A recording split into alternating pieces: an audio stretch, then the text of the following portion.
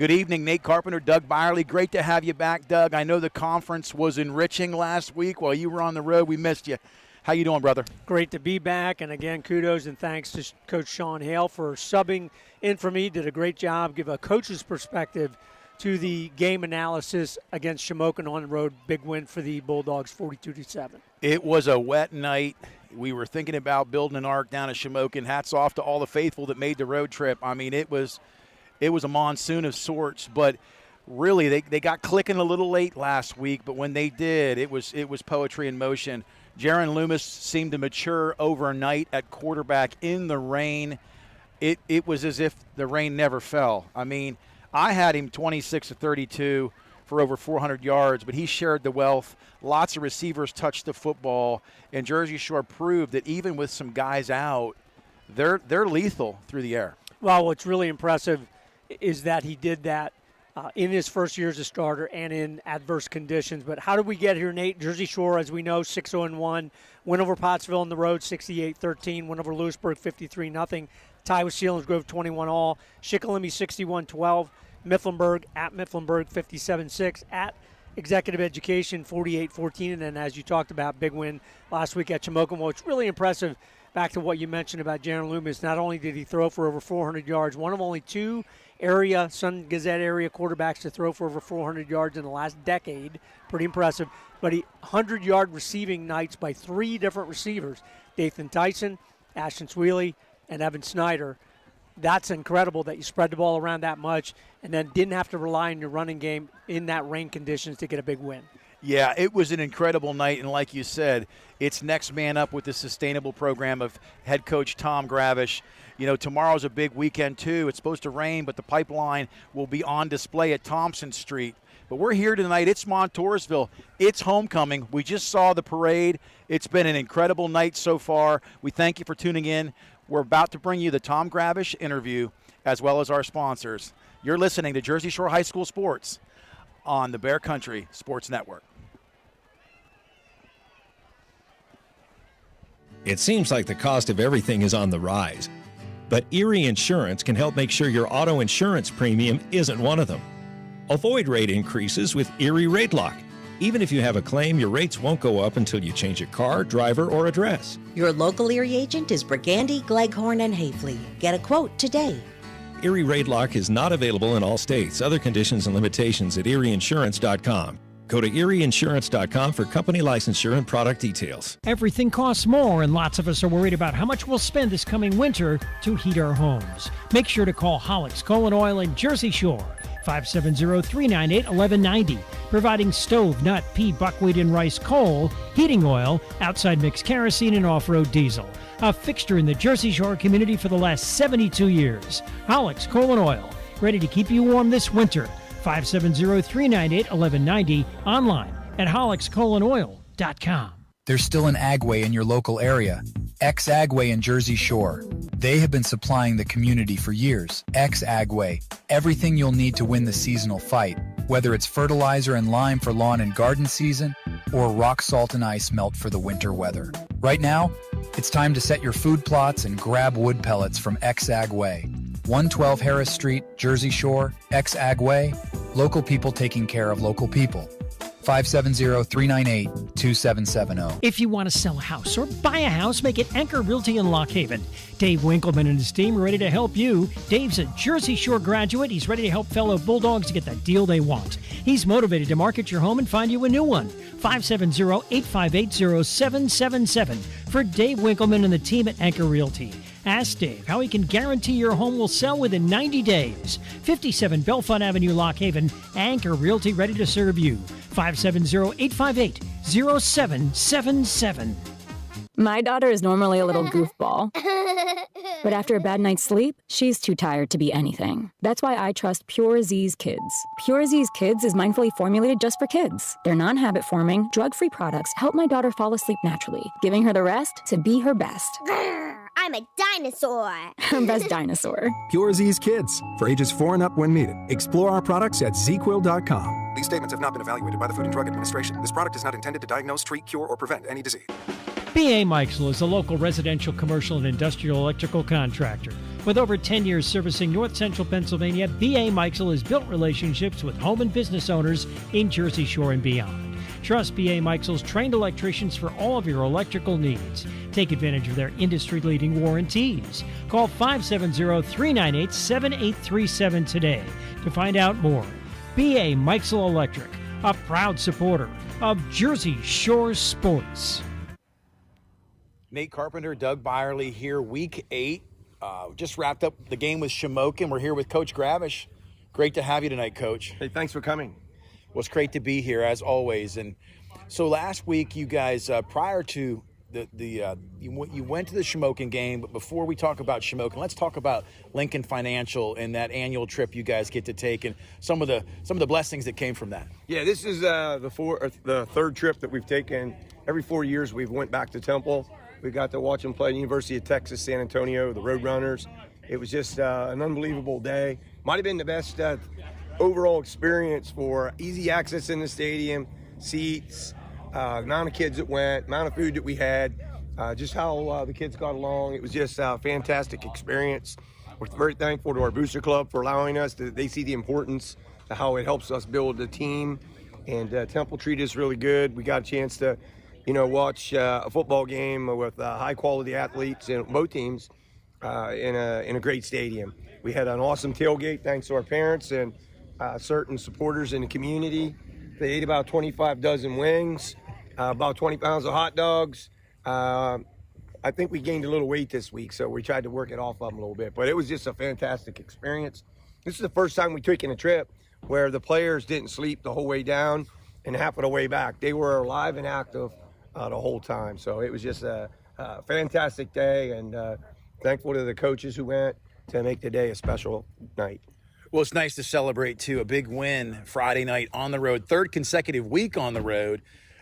Incredible because you guys battled the elements. Let's talk a little bit about the Shamokin Indians before we get to the next opponent and really what you guys faced last week and some of the things that you were most impressed by with the team. Yeah, we didn't start our normal starting lineup, due to a couple injuries, etc. But the guys that we put in those places, next man up, they wanted to shine out there. They worked really hard all season, lifting all season, going to camps, etc.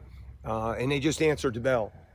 They listened all week to, offensive game plan, defensive game plan, specialties, opportunities, and to do it in such conditions with wet weather and downpours.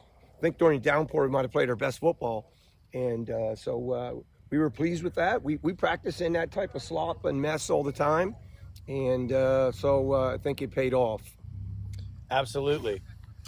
Coach, we're in Week 8 and Week 9 coming up. I'll let you mention that as well. At this point in the year, you've fallen into a good weekly routine, but now your routine might get disrupted a little bit in Week 9.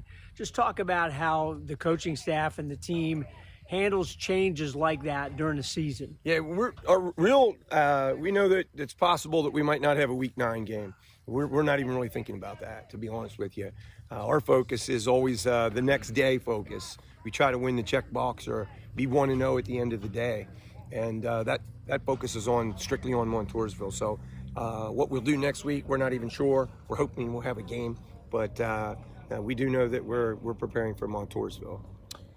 Yeah, absolutely. Montoursville, next team up in the last quarter of the 4-game road stretch here. You're on the road Friday night at Montoursville. What are some of the things that you're expecting to see on the road with them? Yeah, it's always fun playing there. They have a great facility. They have a great tradition all the way back to Coach Bergen, you know what I mean? And it's just been throughout the history of Montoursville. They probably got a 50-year history of tremendous success.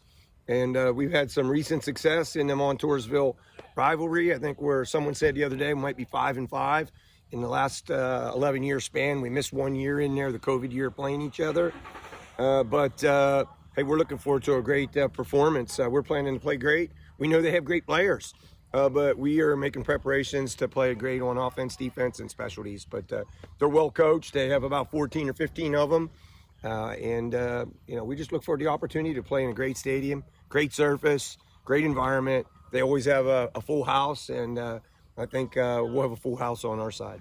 I think what most impressed me this past week was sustainability, next man up. You guys never seem to reload. You just retool, and that's impressive to those that watch, because it is next man up. You guys believe in a philosophy. You've established a culture that comes from the ground up. Young people, you guys have invested in the young people, and I know after Friday night, Saturday leads into a lot of games up here on the football field with the Annisfort League. What are you looking forward with that? Yeah, we can stay connected to our youth football program as much as possible. Going to their games, going to their practices, having our guys help coach at their practices. So we're definitely connected. We have a couple of them that work as, game day ball boys on our sidelines at home games. So yeah, we're going to stay connected to that. Hopefully get a little better weather. Not sure that they'll have that weather on Saturday that was planned. Not sure if they'll play on Sunday or on Saturday. But we wish them the best. And they're off to a great start. If you take a look at the standings, I think out of most of our teams, we have winning records of all those teams. They're at the top of the standings, and that's not a surprise to me because of all the great coaching that they get. They have a great organization. Their parents are behind and supportive of that group and our group. And so we like to think that we have our youth program, sending them right up to our middle school program, and from our middle school program to our varsity program. So we greatly appreciate the job that they do. Yeah, that's great. And we just want to know, to stay hungry, stay humble, and get healthy. From our Bear Country family to yours, we wish you nothing but the best this week. Doug Byerly and myself, Nate Carpenter. See you Friday night. See you. Have a great night. Thank you. Need insurance? See Fager Insurance. Fager Insurance at 511 East Church Street in Lock Haven is an independent agency representing Erie Insurance. Fager Insurance works for you to get the best coverage at the best possible price with superior service. You are the person that counts. If you have a loss or claim, Fager Insurance will be there to guide you through the process. Fager Insurance offers auto, home, flood, business, and life insurance. Since 1964, Clinton County residents have trusted Fager Insurance at 511 East Church Street, Lock Haven. You should too. Fager Insurance. For a great time, make it Baldbird's Brewing Company in Jersey Shore. Enjoy 24 different beers in the family-friendly tap room where pets are welcome too, and a full selection of local spirits, wines, and specialty cocktails. Don't miss our weekly family game night and trivia night. Baldbird's Brewing Company offers event space for meetings, weddings, and private and semi-private party spaces. Open Wednesday through Sunday. Baldbird's Brewing Company, Schaefer Lane, Jersey Shore. Online at baldbirdsbrewing.com. Fred Ham Disposal has proudly served the community with residential and commercial trash removal for the last 55 years. They're a family-owned company that cares about the environment and their customers, providing extensive trash removal and recycling options. Their fleet of trucks provide reliable pickup service, and they give you a chance to pay your bill online. Fred Ham Disposal, here for you. 570-398-1814. Fred Ham Disposal, Jersey Shore. We have moved. Alexander Kia is offering the same great deals on new and used Kias at our new location on Broad Street in Montoursville. Come see Doug Hilliard and the great selection of 2024 Kias, the Telluride, Seltos, and the amazing all-new Kia EV9. SUV capability, EV power. Take advantage of all the extras available at Alexander Kia, including free state inspection and car washes with every service appointment. Alexander Kia, Broad Street, Montoursville, online, alexanderkia.com. At SimpliSafe, our award-winning home security has advanced sensors, HD cameras, and now this 24/7 LiveGuard protection, only from SimpliSafe. Monitoring agents can see and speak to intruders through our indoor camera to help stop crime in real time and for fast police response. Now get 45% off any new system with Fast Protect monitoring at simplisafe.com/radio. Advanced home security, 24/7 professional monitoring for less than $1 a day. There's no safe like SimpliSafe. Everything you need in one place. Jiffy Market in Jersey Shore. Now your first choice for great hot food, breakfast sandwiches, bagels, French toast sticks, boneless wings, hash browns, garbage fries, and taco wraps. PA lottery tickets and skill games and ATM fresh-made sandwiches, meat and cheese by the pound, snacks, candy, slushies, and more. All at Jiffy Market. Everything you need in one place. Across from the post office in downtown Jersey Shore. Stop and shop. Jiffy Market in Delhi. It's time for an insurance review. Every now and then, you need to know you're getting the best coverage at the best price. So here's a phone number, 570-865-5191. State Farm agent Jason Eberhardt will give you an overview and make recommendations on how you can protect yourself and your family. Auto, home, life, health, property, or business, it's Eberhardt State Farm. Available online at insurejerseyshore.com. Eberhardt State Farm in their new offices, 600 Allegheny Street, Jersey Shore. 570-865-5191. Muncie Bank and Trust is proud of its long history of guiding families and business owners on their financial journey. When it comes to serving our communities, we know that trust, integrity, and reliability are what you've come to expect from Muncie Bank and Trust. So whether you're a family looking to purchase a place to call home or a business owner seeking the capital to grow, your journey to making those dreams a reality starts at Muncie Bank. Learn more at munciebank.com. FDIC insured, equal housing lender. Everything you need in one place. Jiffy Market in Jersey Shore. Now your first choice for great hot food, breakfast sandwiches, bagels, French toast sticks, boneless wings, hash browns, garbage fries, and taco wraps. PA lottery tickets and skill games and ATM fresh-made sandwiches, meat and cheese by the pound, snacks, candy, slushies, and more. All at Jiffy Market. Everything you need in one place. Across from the post office in downtown Jersey Shore. Stop and shop. Jiffy Market in Delhi. It seems like there's an automotive parts store on every corner, and they all probably have the part or product you need.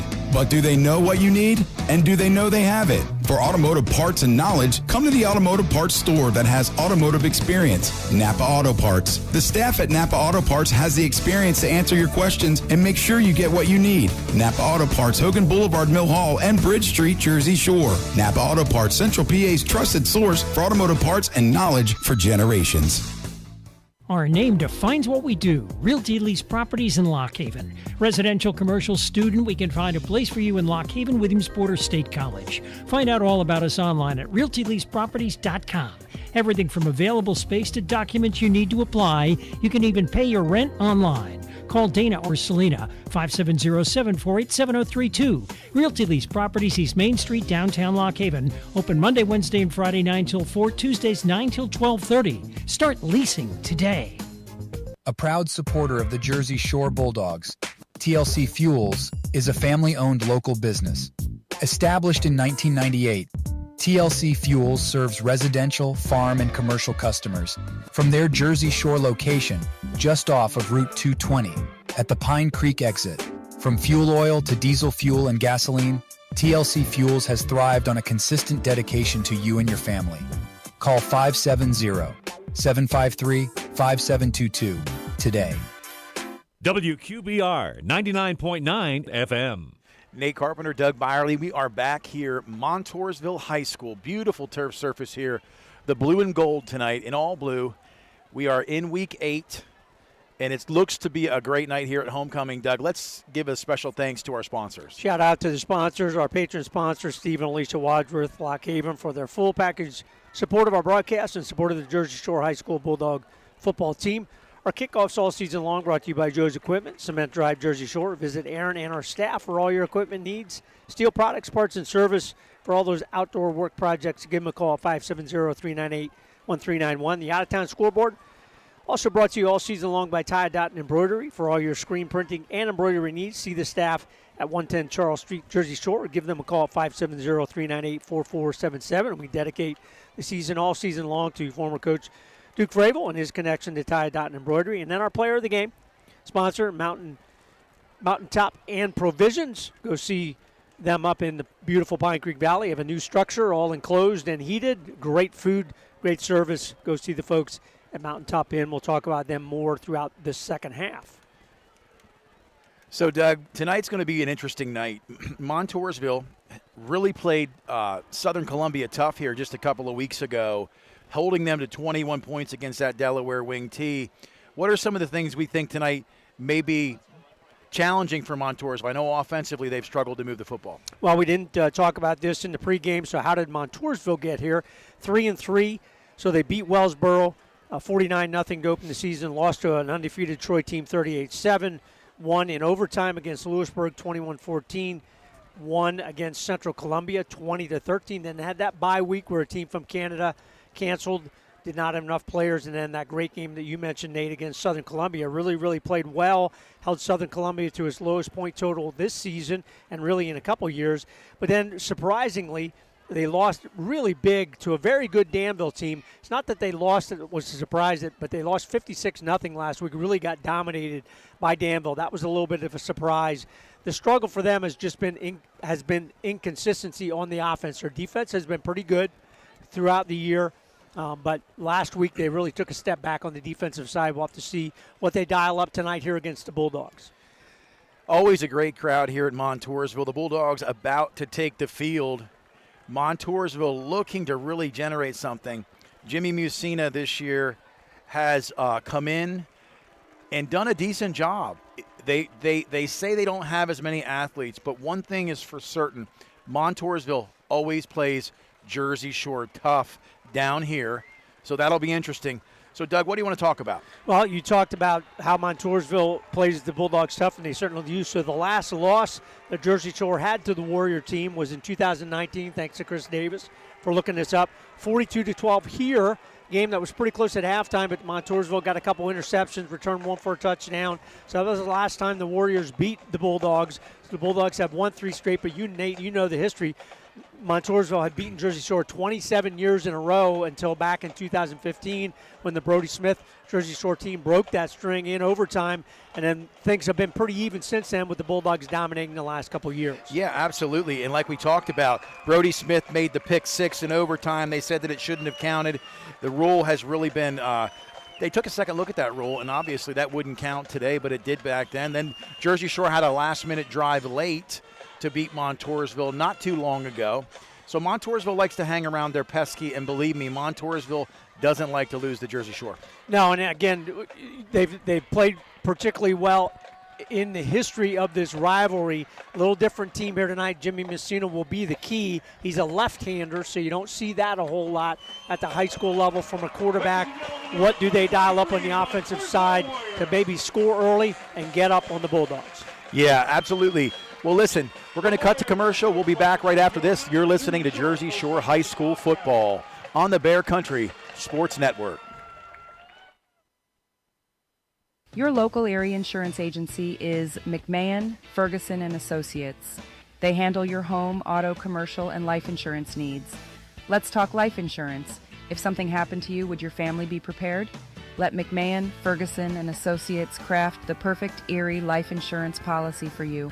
Call 570-398-4090 or visit 1020 Allegheny Street, Jersey Shore. Your local Erie insurance agency is McMahon, Ferguson & Associates. Always supporting the Jersey Shore Bulldogs, it's the Twilight Diner in Loganton, open 7 days and featuring a full menu, breakfast, lunch, and dinner, and daily specials. So good, people ask for their food by name, and they bring that great taste on the road with the Twilight Diner on wheels. And now at this area's newest venue for weddings, reunions, and gatherings, Miller's Barn in Tylersville. Hold your next event in the middle of Amish country. Twilight Diner, 603 North Mill Street, Loganton. 570-725-3911 for takeout. A proud supporter of the Jersey Shore Bulldogs, TLC Fuels is a family-owned local business.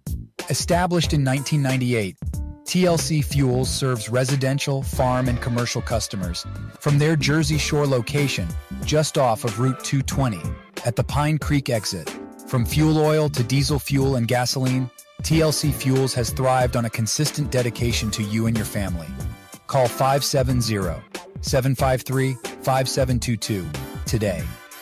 Get ready to hit the road with these great trips through Susquehanna Trailways this fall. Every Saturday in October, enjoy the Pine Creek Rail Trail shuttle to Wellsboro. November 23rd, the Macy's Thanksgiving Day Parade. 2 events, November 25th, New York City Free Day and a trip to Atlantic City. Christmas is coming and Susquehanna Trailways gift cards are available.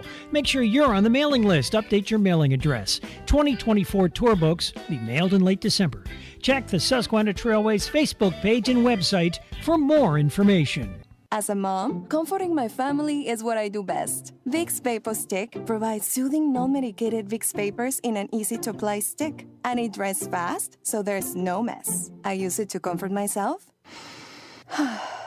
and my family.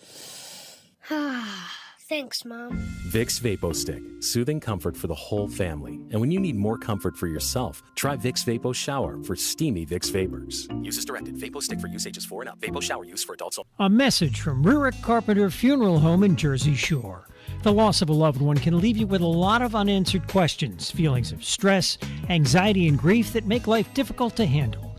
Depend on us. We'll guide you through all aspects of the process with dignity, compassion, and respect. Supervisor Jim Carpenter and Rurik Carpenter Funeral Home, 1002 Allegheny Street, Jersey Shore. Call 570-398-1730. Online at rurikcarpenter.com. WQBR 99.9 FM. Nate Carpenter, Doug Byerly, we are back just moments away from kickoff. Montoursville, the Warriors here at home will receive the opening kickoff here.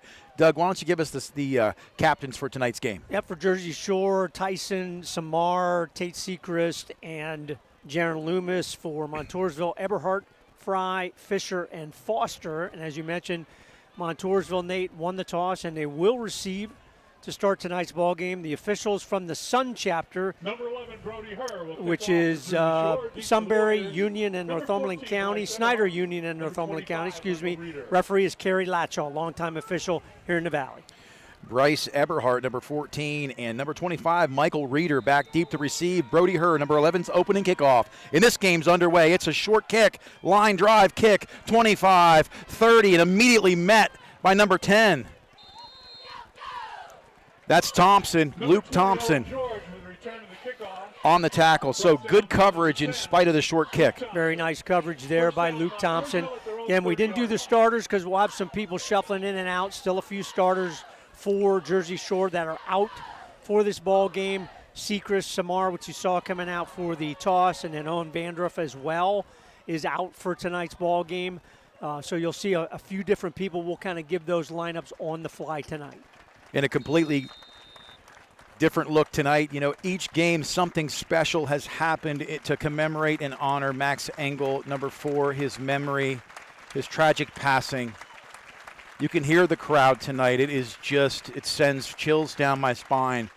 We've seen a lot of things, but we have not seen an entire team take a knee this year.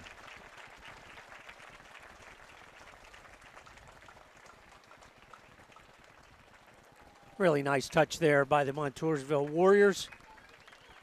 We are in Memorial Stadium here in Montoursville tonight. Week number 8, high school football for the Bulldogs.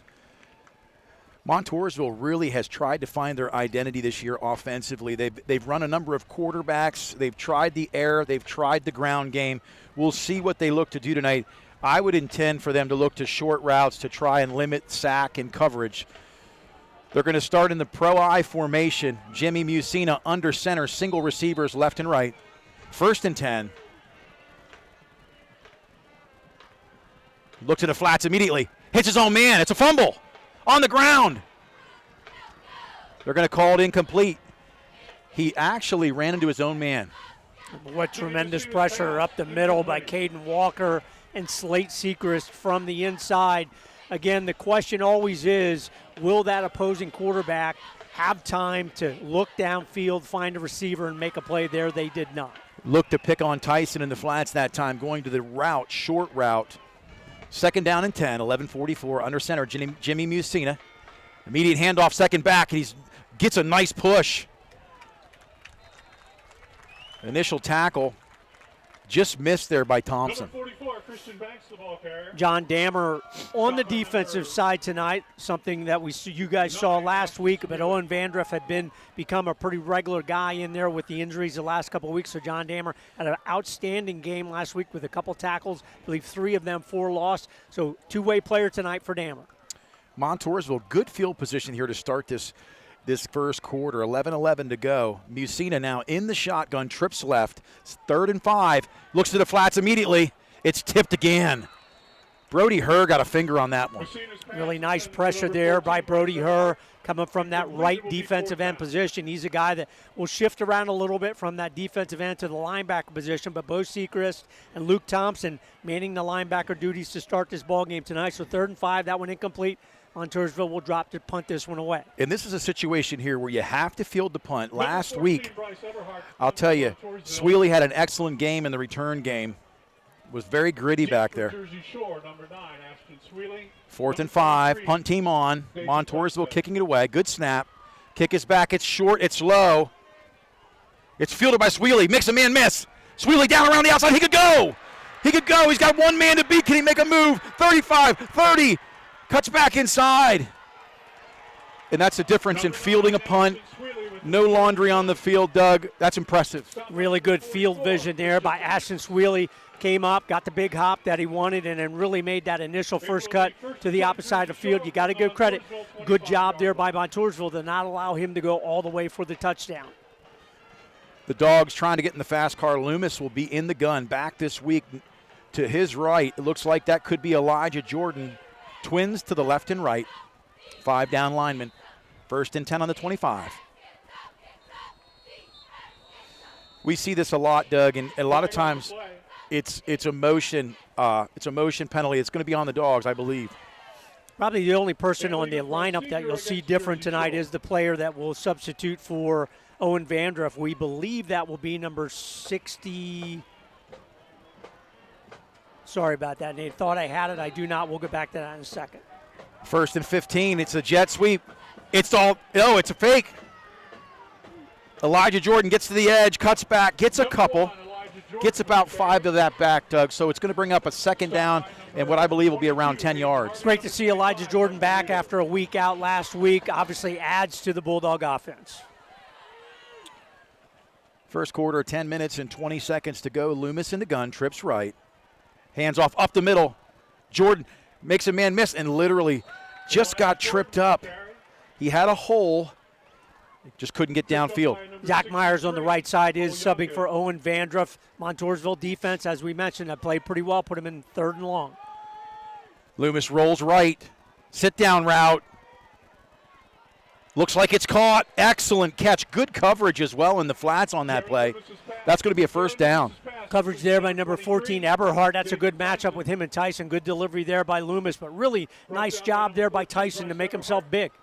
Excellent 1st down. Change move. 1st and 10 inside the 20. Loomis goes immediately to the flats. It's Evan Snyder. Evan gets down, gets a couple down around the 10-yard line. Really good tackle there on the defensive side. Number 25, Reeder. Stop by number 22. From the secondary. Going to the quick route in the flats there on 1st down. That's what made the Dogs dangerous at Shamokin. Snap is back, running the option.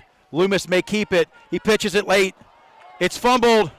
Jordan gets on it. I don't know. Montoursville has it.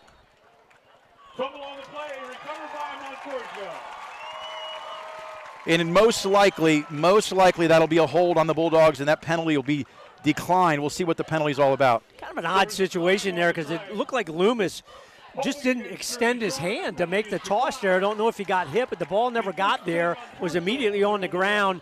Good effort there by Elijah Jordan to try and get it, but a turnover on that first drive after the good punt return by Sweely. And that's a tough decision because right there, the defender didn't make a decision. Didn't take the running back, didn't take the quarterback. Loomis had to make a decision to either cut that up the field or pitch it earlier, and never got that pitch relationship down. So with 9:28 to go in the first quarter, Montoursville takes advantage of the Dogs' first turnover. Jimmy Musina in the shotgun, trips right. Low snap, immediate handoff. Big back, but big hit. And Montoursville's running backs, they are big. You take 44 Christian Banks and number 41 Nate Fisher. He's about 205. Nate Fisher also a standout for the Warriors on the defensive side. Warriors, like the Bulldogs, will have a lot of players going both ways.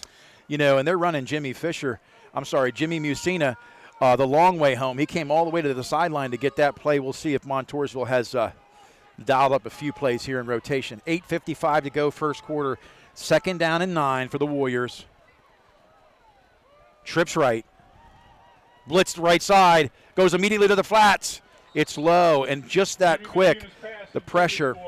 Number 5, Dylan Keat, incomplete. Again, intended for Dylan Keat for Montoursville, but that ball never got there. Well, the pressure didn't get to Messina, but it was getting there, and that's the thing at the high school level. How dancy do those quarterbacks get in the pocket when they feel that pressure, particularly coming up the middle of the field? You know, and Montoursville going to use a lot of the play clock tonight. They're not in any hurry tonight. 3rd down and 9. The Dogs not stacking the box. In the gun, Musina, Twins right and left. Snap is back. Gets the ball away over the middle. Good hit on the play by Sweely. No completion. That's going to bring up 4th down. That was a good delivery there by Messina, intended for number 17, Crawford. He has pretty nice size as a receiver, but a little hot in the pocket there and bounced off. Bulldogs really did not have a chance for the interception, but what that incompletion does, sets up Tyson and Sweely around the 50. So the Bulldogs, again, if they field the punt, should have a chance for pretty good field position. Yeah, and the Dogs were driving in that first series. Unfortunate fumble, but the defense comes out again and makes a stop. Montoursville punting. High snap. Good catch. Low kick. Elijah Jordan. Is that Elijah or Dathan Tyson? I'm not sure, Doug. I can't see a number. I think Dathan Tyson on that recovery. Took a little bit of a chance there, but got the big hop pretty clean there. Probably saved 5 or 10 yards on that play. Bulldogs good field position here at the 40 of the Warriors. 8:33 to go, first quarter. Dogs now in a trips left formation to the wide side of the field. Loomis in the gun. 8.5 to go in the first quarter. No points. It's 0-0 here in Montoursville. Handoff up the middle between the tackles. Good blocking, but a good tackle. Hopefully they give him forward progress, and they did.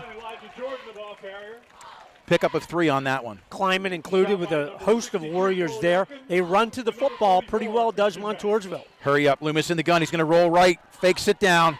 Nope. Over the middle, wide open. And there was holding on. No flags. No flags. I'll tell you, there was a lot of hand stuff going on over the middle of the field. Well, we might have a flag here back in the backfield, which I think we do. And if that is the flag, that will go against Jersey Shore, no question about it. So it looked like we have holding against the defense, not called. Holding there against Jersey Shore, and you would think Montoursville will certainly take this, put the Bulldogs behind the sticks. Yeah, and it was the backside of the play, but Evan Snyder got mugged over the middle of the field. Loomis saw that at Shamokin, took advantage of it, but not tonight. That's 2 holding penalties on the Bulldogs. They're going to have to clean that up tonight. Well, you know Montoursville, coached by Joe Hanna from Lock Haven, played at Lycoming College, outstanding player for the Warriors of Lycoming a number of years ago. He leads the way now for the Warriors of Montoursville. Major cushion to the right side there for Loomis. Over the middle. No, he's hit. He rolls out. Dathan Tyson sits down, gets about 6 back. Loomis did a great job to avoid the sack there, Doug, and did get the ball to Tyson in the flats. Showed his athleticism and really his strength on that play to get away from the sack. Dathan Tyson kept that route alive, able to pick up 7 yards, put him in 3rd and long. Twins right and left. Bulldogs 3rd down and 8. Loomis. Yeah, we're moving again. So we talk about coming to Montoursville, and Montoursville always playing the Dogs tough, but there have been so many penalties early on in this game. They're just really killing themselves right now. Anytime you get those unforced errors and you kind of give back 5 of the 7 or 8 yards that you just gained on a nice play by Loomis to Tyson, puts you in 3rd and 14. So we'll see what the Dogs draw up. Loomis is going to roll to the left side of the field. He's going to go deep. Sweely. Good coverage. Good coverage by Montoursville, and that will bring on the punting team. Number 25, Reeder, one-on-one coverage there with Sweely. So you can see maybe the strength of the Warriors initially here is their pass defense. They match up pretty well size-wise, athleticism, and speed with the Bulldog receivers. Well, and what's hurt the Dogs is they've been in long down and distances tonight, which does not favor them. Brody Hurd punted away. This is a boot. On a line, caught. Good lane. He's got a lane. 30, 35, 40. Out to the 45-yard line. And, Doug, we talked about that lane here tonight. Great return by number 25. Brody Hurd, number 24, to Lamont. First and 10, Montoursville. So I believe that was Michael Reeder on the return, and that was a great return. Really nice lane for him to run through. Her kind of out-punted his coverage a little bit there, but the Montour Warriors did a nice job with getting that opening on the punt return. Musina will be under center. Yeah, that punt just never got up in the air on a line. So 1st and 10 on the 45. Montoursville once again excellent field position. Quick pitch left. Big block on Seacrest. And Christian Banks, when he has the opportunity to run the football and get 3 or 4 yards before initial contact, he's a thoroughbred. Very good. He matched up their strength and really after contact got about 4 more yards.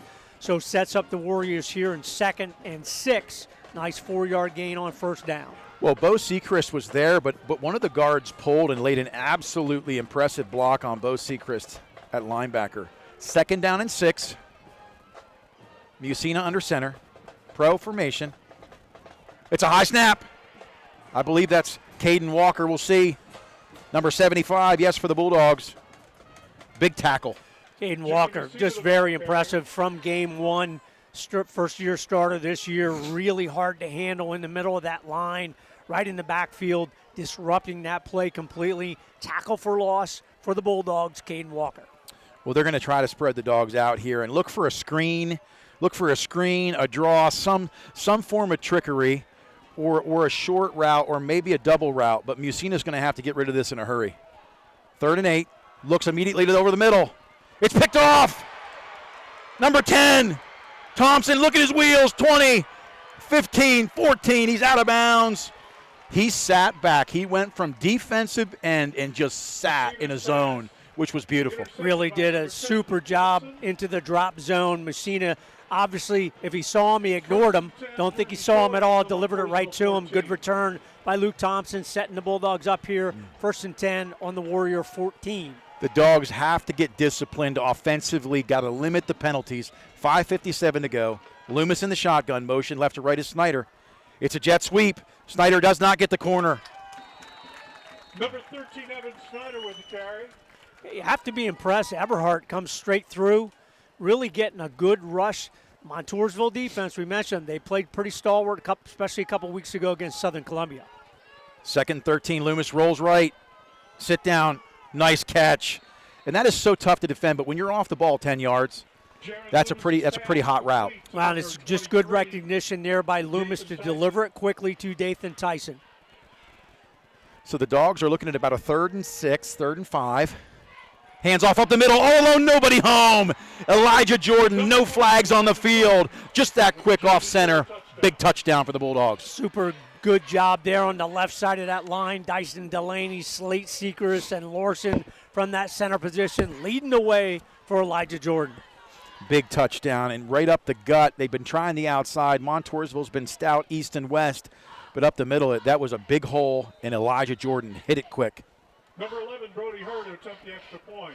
Snap is back, hold is down, kick is up, it's low. Is it good? It is good. And those points tonight, especially early on, Doug, are crucial.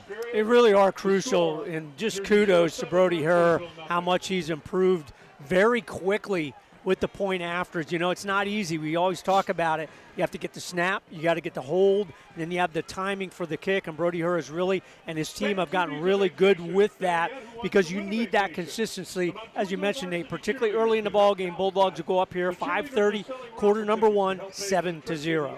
And, you know, the one thing I think about tonight is 2 defensive ends have been replaced.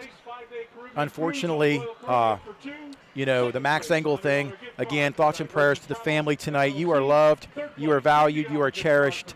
The Bulldog Nation, the Montoursville Warrior Nation, tribute tonight. Thank you so much. Class act here on the road this week. But again, Tate Sechrist isn't here tonight. Luke Thompson stepped up in an absolute big way there, dropping into the zone and picking that ball off. You know, Luke really did some nice things in spot duty, but when he's called on here, consistency the last couple ball games, and as he's gotten to play more and more, he's a good player and really has really shined, and that's what you ask your players to do. Step up, make big plays. And he's a sophomore. Kick is high. Kick is coming to 15. It's caught by number 25, 25, 30. Boy, they're getting some nice returns out over the 30-yard line, so the Bulldogs defense will once again come out and see what they can do. Very good return by Montoursville. Probably looked earlier at some time in this possession to Banks from that running back position, number 41. He is a nice-sized kid out of that running back position for Montoursville. Yeah, and he's a sophomore by the looks of it. So, you know, some of the numbers tonight we don't have. We got what we could from Max Preps, and Montoursville coming out here, their 3rd possession, 1st and 10, 5:26 in the first quarter, Dogs 7-0. Musina under center, pro I formation. Goes to the flats immediately to number 17.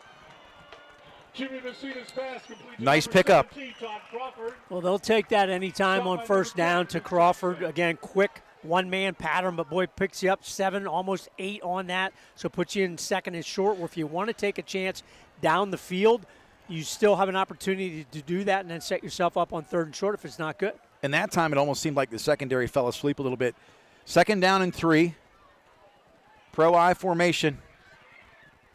Messina hands the ball off immediately up the gut. Why? All alone in the counter. Down the sideline. Big hole. Number 44. Carried by number 44, Christian Banks. Stop by number 10. Haven't seen that too often, if at all, this season, where a running back just comes completely free right at the line of scrimmage. The Bulldogs kind of caught napping there. Boy, took a while for the defensive backs to get to Banks. Big pickup there for the Warriors. They are in business. Well, they're trapping. They're pulling some different linemen, and it's really been effective for Montoursville tonight. First down and 10 at the 32. Messina hands the ball. Quick pitch left. Nice cutback. Fumble. It's still out. It's still out. We'll see who gets on it. It looks like it might have been the Dogs late. And if it is, that's huge. The Bulldogs get it. Brody Herr. I want to say hello to his father tonight, tuning in from, I believe is it Nashville? I'm not sure where he did say, but his father, Matt, does a lot of things for Claire Audio on the road and did some things with Elton John. But hats off to you, my brother. Your son just got one off the carpet. Nice turnover. Big turnover there for the Montoursville Warriors. Really had that offensive drive going. Good defensive stand there and a nice recovery by Brody Herr. And that's a backbreaker. Montoursville had the momentum there on that drive. First and 10, 26. It's the counter, and he's all alone. Oh, nice run. So tick for tat, Doug, counter for counter. Good tackle there at the end of that play by number 7, Williams, for the Warriors. Bo Sechrist on that first down run. Going to look to the flats. All alone. Dathan Tyson makes one man miss. No, good tackle. Excellent tackle out there. We'll see what that number, I believe it's 14. Good breakdown there by the Montoursville Warriors. Number 14, Eberhardt, holding that to a fairly short game. But, boy, they have to do something to not have that open for Loomis to Tyson. Well, what they don't want is the hitch and go. Bo Sechrist makes another man miss.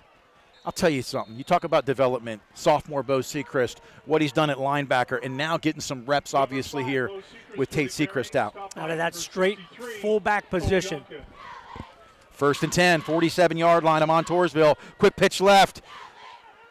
Does he get a block? Elijah Jordan tries to make a cutback. And, all that for 1 yard. Hats off to Montoursville. They've been doing a nice job stretching that out. Well, just like a couple weeks ago against Executive Education Academy, you could not run the ball to the sides, but you had to run it between the tackles to be effective. Probably same thing tonight. Second down and 9, keeping them honest. It's the hitch and go. Nope. He's out there in the flats. Eberhardt tries to make a tackle. He breaks away down the sideline. 20, 15, 10, 5. Oh, down at the 3. And we talked about that. Coach Hale's over here going, they're going to bite on that. And that's a tough tackle on an island. One-on-one, that's what you want to do, put those defensive backs in that position. Dathan Tyson, almost enough speed to get, but a good angle there by the Warriors to keep him out of the end zone. Tyson a little hobbly. Hope he can walk that off. First and goal from the 3. Loomis under center. Immediate handoff. Nothing doing. Bo Sechrist met maybe a half yard. A little bit different of a formation there for the Bulldogs. Real tight, really no splits on that. First time we've seen that pretty much all season long. But the Warriors ready for that, really bunched it up in the middle. Really seemed like they had 13 guys in the box. It was just a big jumbled pile, big scrum. Right to left goes Tyson. Quick pitch left. Does he cut it back? Elijah Jordan tries to get to the outside. Does he get inside? Touchdown, Bulldogs. Flag on the field. Yep, going to have a hold. The officials already doing that indication. Nice adjustment there by Elijah Jordan.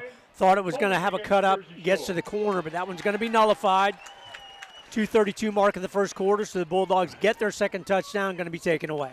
When you look at tonight's game, it's a story of laundry on the field.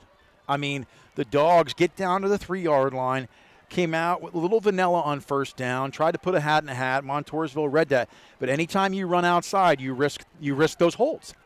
It's just a higher percentage to get the holding penalty on the outside run. give Elijah Jordan credit, but they're going to call that backside regardless.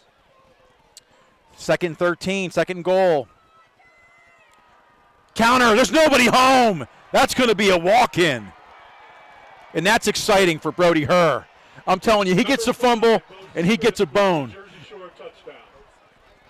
What's really great is that play is either all stuffed up or it's all open, one of the two. And you know Montoursville has scouted that to see that counter. Man, that one was so wide open. Bo Sechrist on the tackle for the touchdown. We'll give Brody Herr the fumble recovery and the PAT. Sorry, guys, man, I had deja vu for a moment there. Brody Herr on to kick the PAT. Kick is up. It's drilled. It's good. You know, they're built similar, and I got 51-year-old eyes. So just let me tell you something. I got the spec. You know, if you could see us tonight, we're under an absolutely beautiful tent here. The lighting is limited. You know, but it's harder to see numbers. No excuses. But hats off to Bo Sechrist. I mean, I don't know if I've seen a counter that alone. Wide open for the touchdown. So you get the penalty that nullifies Elijah Jordan's touchdown, and you come back with the big play. Bo Sechrist in 13 yards for the touchdown. 2:28 mark of the first quarter. So the Bulldogs kind of stumbled a little bit early, drove down, fumbled it away, but then 2 scores here early. Wow. Give us that score, Doug. How about that one? Mount Carmel, first quarter, 21 for the Red Tornadoes, 0 over Southern Columbia. That is a big one early on. There's some tornado happening downstate tonight. You know, hey, Mount Carmel came into tonight's game 5-2. They lost a couple games earlier. Mount Carmel hates losing, and if they could win this one tonight, you want to talk about a moral victory over Southern Columbia. Brody Herr is going to kick off. 2.5 minutes to go in the first quarter. Drilled to the 10, to the 20, 25, out to the 30, 31. Boy, they've had some nice returns tonight. Really have. Slate Sechrist on the tackle there. And our kickoffs all season long brought to you by Joe's Equipment. Go see Erin and her crew for all your steel parts, products, service. Cement Drive, Jersey Shore, our kickoff sponsor, Joe's Equipment. So for the Dogs, Whitman is the corner on the right side. Left side, Evan Snyder at safety tonight. You've got Elijah Jordan along with Sweely. 32-yard line start here. 4th possession for Montoursville, down 14-0. Looks to the flats, immediately caught by number 5 and tackled. Caught by Dylan Kite. So that's a nice pickup on first down for the Warriors. Well, quick hitter. Messina can definitely deliver the football again. A little different. He's a left-hander. Don't see that very often at all at the high school level. So a little different look for the Bulldog defense. They've used that play a couple times to pick up nice yardage on first down. Yeah, and that's what they want. They don't want long chains tonight. They want to get some first downs and continue with this positive field position. 2nd and 4. Right to left goes Kite. You've seen a handoff immediately up the middle. Big hole again. Nobody tackling him. He's trying to run away. And that's the thing. You know, what I've noticed with the Dogs tonight, instead of seeing swarm tackling and group tackling, you're seeing 1 or 2 guys have to make those solo hits. Well, one-on-one, Christian Banks, we don't have his height and size, but he matches up very, very well, somewhere around 200 pounds. He matches up very well one-on-one, and you're right, Nate. If you don't run as a group to that tackle, he's going to have a chance to break away, and almost did there. Drug that defender about 10 yards. Sets up the Warriors here, 1st and 10 on the Bulldog 40. Well, Montoursville has some excellent coordinators here. They've got really good coaches, and they know the Jersey Shore 5-2. These teams have met so frequently over the years. Musina in the shotgun, 1st and 10 on the 40-yard line. Penalty. Flag on the play. Going to be a false start, I believe, on the Warriors here. It's going to back them up 5 yards. So just when they get the mojo going. Offside. Nope, offsides the Bulldogs. So somebody was across the neutral zone. I didn't see a major jump there, but they had to have a helmet in the plane. You know, we've talked about it over the years. Penalties really were a factor last year for the Bulldogs, probably 5, 6, 7, 8 a ball game in that first half. We didn't really have that this year, but, boy, you certainly have it tonight to start this one. And hats off to Montoursville. They're moving the football this evening. 1st and 5 now on the penalty on the Dogs. Left to right goes Kite. Musina gets rid of it right away, and the slant route. Good defense that time by Whitman. Whitman timed that perfectly. He's really improved from that defensive back position, has Peyton Whitman. Really solid usually very good coverage, and has become more and more physical to the point of attack throughout this season. And Musina threw a dart that time, so, give credit. It's tough when you're a cornerback and you're all alone on that side with no backside safety help. That slant route's usually open. 2nd down and 5. Twins right, dual backs. Musina in the gun. Throws immediately to the flats. It's a screen. Just a little slip out of the backfield. Well read by number 53, Preston Beatty. Super job there. Just said, hey, I see where this play is going. I'm going to go right to it. You allow him to make a catch, but you end up making a tackle for a loss on that little swing pass to Christian Banks. Well, Preston Beatty, that's a headsy. That is tough to defend from the defensive end standpoint, but he did a magnificent job reading keys, staying home, and then making the solo tackle. 3rd down and 8. Montoursville you're going to see this formation a lot tonight. Twins to the right and left. Musina in the gun. Pressured. Gets the ball away.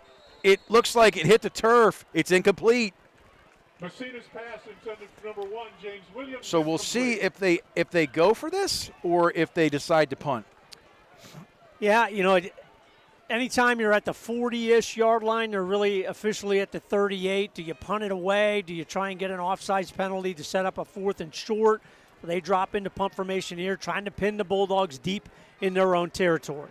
Well, and the biggest thing here is Bryce Eberhardt's very athletic, so they've got to watch the fake here. They've got to watch the fake. Eberhardt's going to try to pooch this inside towards the sideline. Caught by Sweely. Sweely gets outside.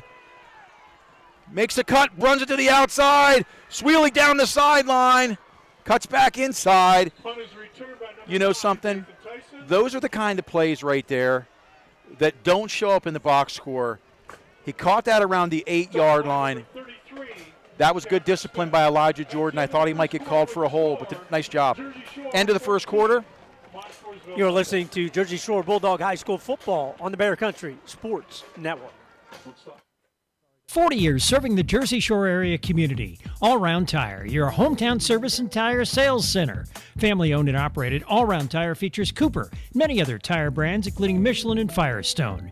Make us your first choice not only for passenger, light truck, farm, and ag tires, but also for service, brakes, exhaust belts, and hoses. And we offer the only vulcanized flat repairs in the area.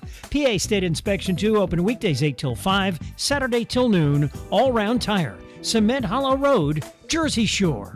WQBR 99.9 FM. Well, the first quarter has ended. The Bulldogs are leading 14-0. We just want to say thanks again for tuning into the Bear Country Sports Network and watching Jersey Shore High School football on the road. Thanks again to all the sponsors. If you'd click that like and sign up tonight and be one of our regular subscribers, we greatly appreciate it. Bulldogs, after the Sweely punt return, out to the 29-yard line to start the second quarter. Loomis under center.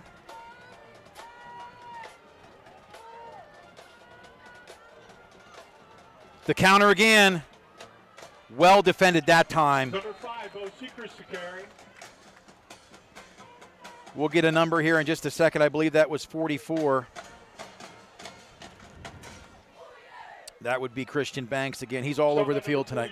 Christian Banks. Loomis looks to the flats. It's a go route. All alone. Nobody looking back, and there's the flag. The contact's made. It's one of those calls.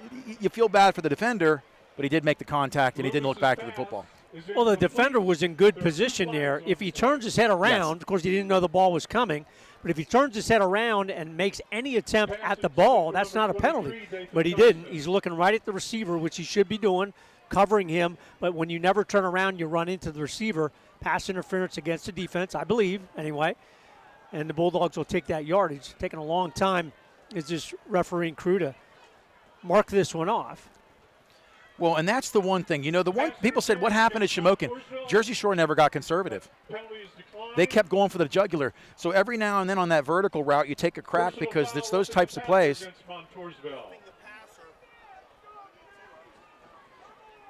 So they took the roughing the passer penalty instead of the pass interference took that, sets the Bulldogs up 1st and 10 at their own 46. So 2 penalties. We did not see the second one. Pro I formation. Loomis under center. 1st and 10 on their own 46. Going to look to the flats again. Quick hit. Does he make a miss? Stiff arm. Down the sideline. He's gone. 30, 25, 20, 15, 10, 5. Touchdown. And I'm telling you something. You want to talk about yards after the catch, Doug. That was huge. What did you think? Dathan Tyson, 56 yards on just a little out route. But again, Montoursville is there initially, but one-on-one, just like on the other side, if you don't make the tackle on Dathan Tyson, great stiff arm there to get the defender away from him. And then, boy, you could see him turn on the Jets down the sidelines for the score. Well, Coach Tyson's up here with us, and it's amazing in the sense of father and son. And that kick is up. That kick is good. And tonight, 3 for 3 from the boot of Brody Herg. Great job on the hold from Loomis, and the center from Mason Larson. 11:25 mark here, second quarter, so the Bulldogs strike early on the big pass play, catch and run to Dathan Tyson. What's really impressive to me is that we saw Dathan Tyson last year really come into his own, really the second half of the season, become a player, kind of a spot player initially, but then really became a key on the defensive side, but wasn't involved a whole lot on the offensive side. But you saw the potential, and you can really see how he's developed physically. He is a strong young man. That stiff arm got that defender away, and then he turned on great speed down the sidelines for the score. Well, you talk about strength. He's benching around 3 1/4 in the weight room, you know, and he's one of those guys, 5'11", 6 foot, 180, 190. But like you said, Doug, that size, speed, and strength really pays off. That off season pays off on a night like tonight. He's a guy that if he wants to play, if he wants to look at that next level, we talk about that from time to time, Division III level, maybe Division II, because he's probably not done growing yet, all of that. He can play. There's no question about it. Probably on the offensive side at the college level. Well, and he's got a great, head on his shoulders, does super in the classroom. And you know what? He's a team player, always encouraging his teammates. Brody Herr's boot this time goes towards the out of bounds, and that flag will be thrown. We'll see if Montoursville, they've had great field position tonight, takes it at the 35 or makes them re-kick. Probably a pretty easy decision there after giving up the touchdown. You say, hey, you know what? We'll get it at the 35. We'll take that one. Always interesting on those kickoffs. Brody does such a good job, but I think when you try to overkick, which, again, is so easy to do, it goes out of bounds. It does not go where you want if you try to overkick it. When you kind of go up there loose and relax, it does go where you want it. But he's getting better and better on the depth of his kickoffs, and that'll be a factor as the season goes on here already in week number 8. Yeah, and I keep having flashbacks to the Selinsgrove game because they did take the penalty, and Tucker Teets ran it to the house. So Jimmy Musina again in the shotgun. 1st and 10. Handoff up the middle to 44. Number 44. That was a group tackle. Interesting on that play, Brody Herr went from the defensive end position to the down lineman position. So a little bit of difference there. They're saying, hey, Banks is hurting us up the middle. We're going to kind of stack that a little bit, but not until almost right before the ball is snapped. Yeah, Dammer has developed well. Brody Herr is a beast, whether he's running the football or playing defense on the line. And they're missing Owen Vandruff tonight. He's trying to get healthy as well. So 2nd and 7.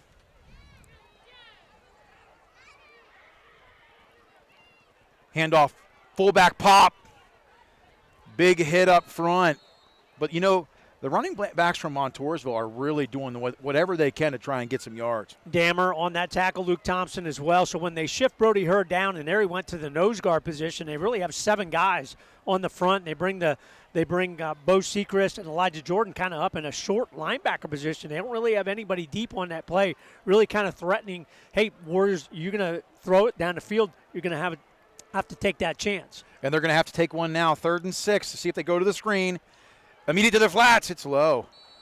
That ball never got up in the air, and I didn't see a deflection, so just slipped out of the hands of Jimmy Musina. Going to bring up 4th down and 6 on the 39-yard line here, second quarter. One of those players, again, as a left-handed quarterback, that throw to the right side, which is normally the easiest for the right-handed quarterbacks, that's a tough throw for him because he's throwing across his body. Not a good throw there for the incompletion. And if you notice, when Sweely fielded that first punt, then Elijah Jordan wants a piece of it now. It just builds momentum because you don't want to be the guy to let that ball hit the ground.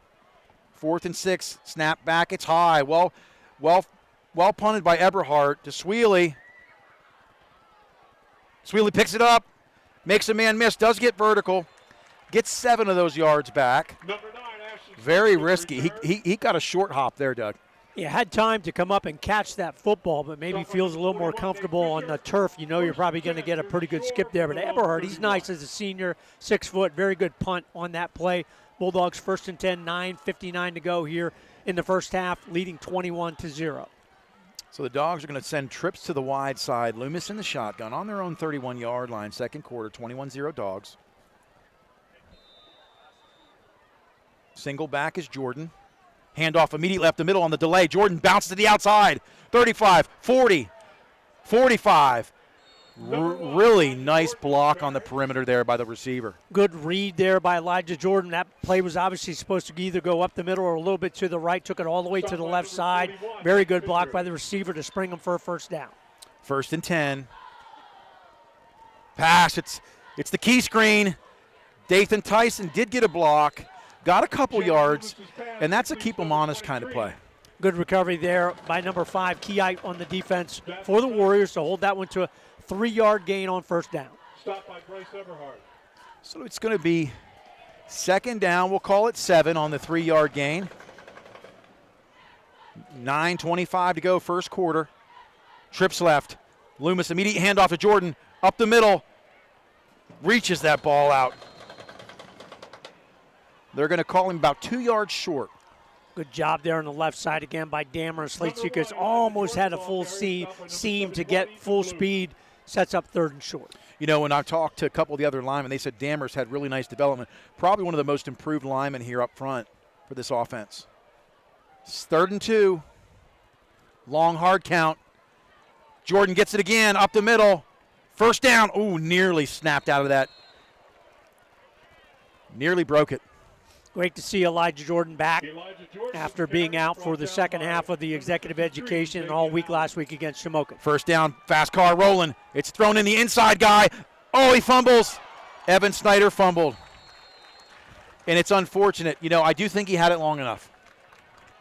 Punched out there by the defensive back. Going to be a fumble after the successful catch and run by Evan Snyder, who had the big 100-yard-plus game and 2 touchdowns last week against the Indians on the road in Shamokin. But the Bulldogs turn it over for the second time on the fumble tonight. 8:38 mark. Warriors going to turn this one around.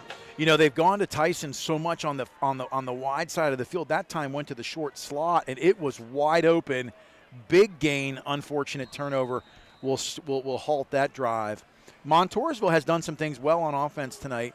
They, too, have turned the ball over. 8:38 to go, down 21-0. Jimmy Musina under center, 1st and 10. Goes to the flats immediately. Whitman is there. And fortunately for Whitman, he did make the tackle. One-on-one there with Eberhardt. That's a good matchup for Whitman. That one-on-one tackle. So difficult with this Alex Jackson defense. They're taking a chance, bringing Elijah Jordan up on the line of scrimmage on that play to pressure the quarterback, but Messina got it off in time. 2nd down and 4. They've done a nice job of picking up 5 on first down tonight. They're on their own 26. Musina hands off to the second back. Gets a good surge. Big time. They are doing some nice things up front in the trenches with pulling guards and moving guys around with trap blocks. Yep, number 54, who we don't have on the roster, maybe could be Xavier Allen at number 53. Really nice job there on the left side. Yeah, I have to say, Nate, Banks, he may be the best running back we've seen all season long, other than Tucker Teets. Well, Banks is definitely put together, first of all, but he's quick out of the block, and that's what you have to be against the 5-2.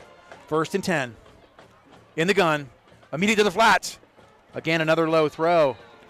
And I don't know whether that's getting deflected or just an errant throw. You can really see the difference when Messina throws it to the left or when he throws it to the right. When he used to throw it across his body, that ball does not come out the same way.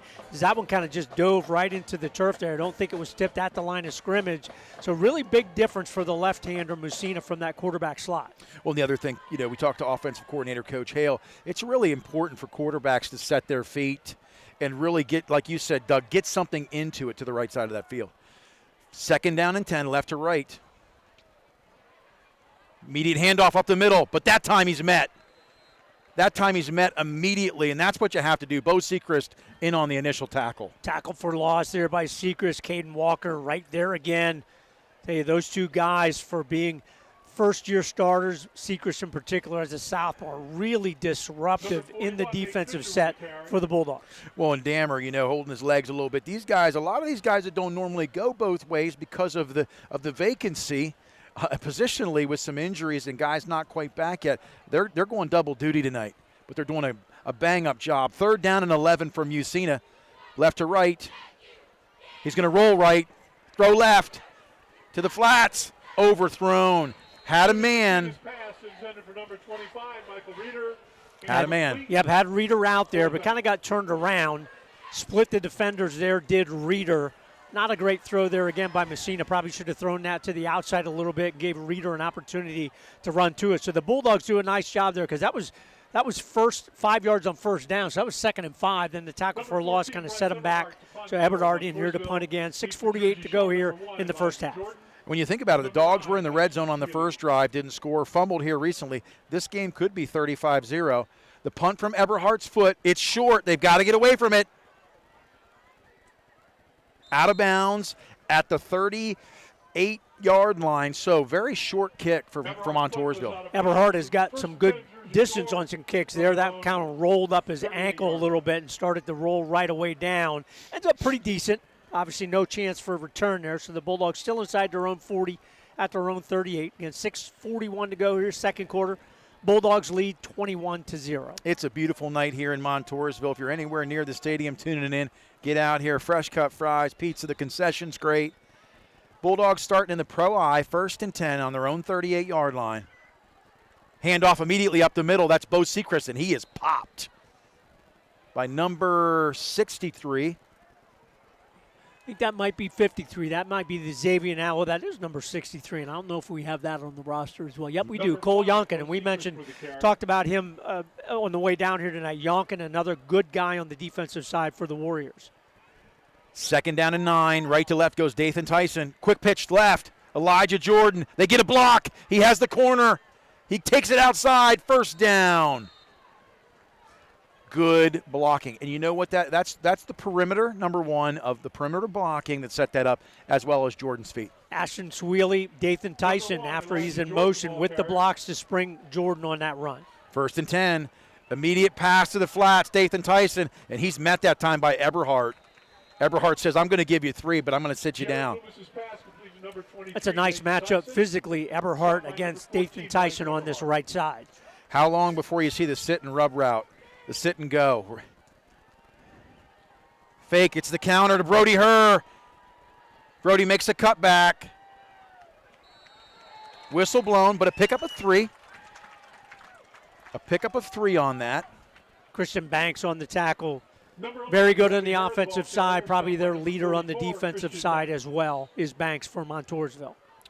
They're going to give him 2 on the carry. 3rd down and 4. Key down here for the Dogs. Snap is back. Loomis rolls.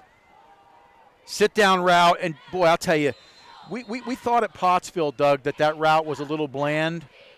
But they get better and better at it every week. Timing really, really good between Loomis and Tyson on that route. Picks up a big 1st down for the Bulldogs. 5:12 to go here, second quarter. And anytime the chains are moving, the Dogs are happy.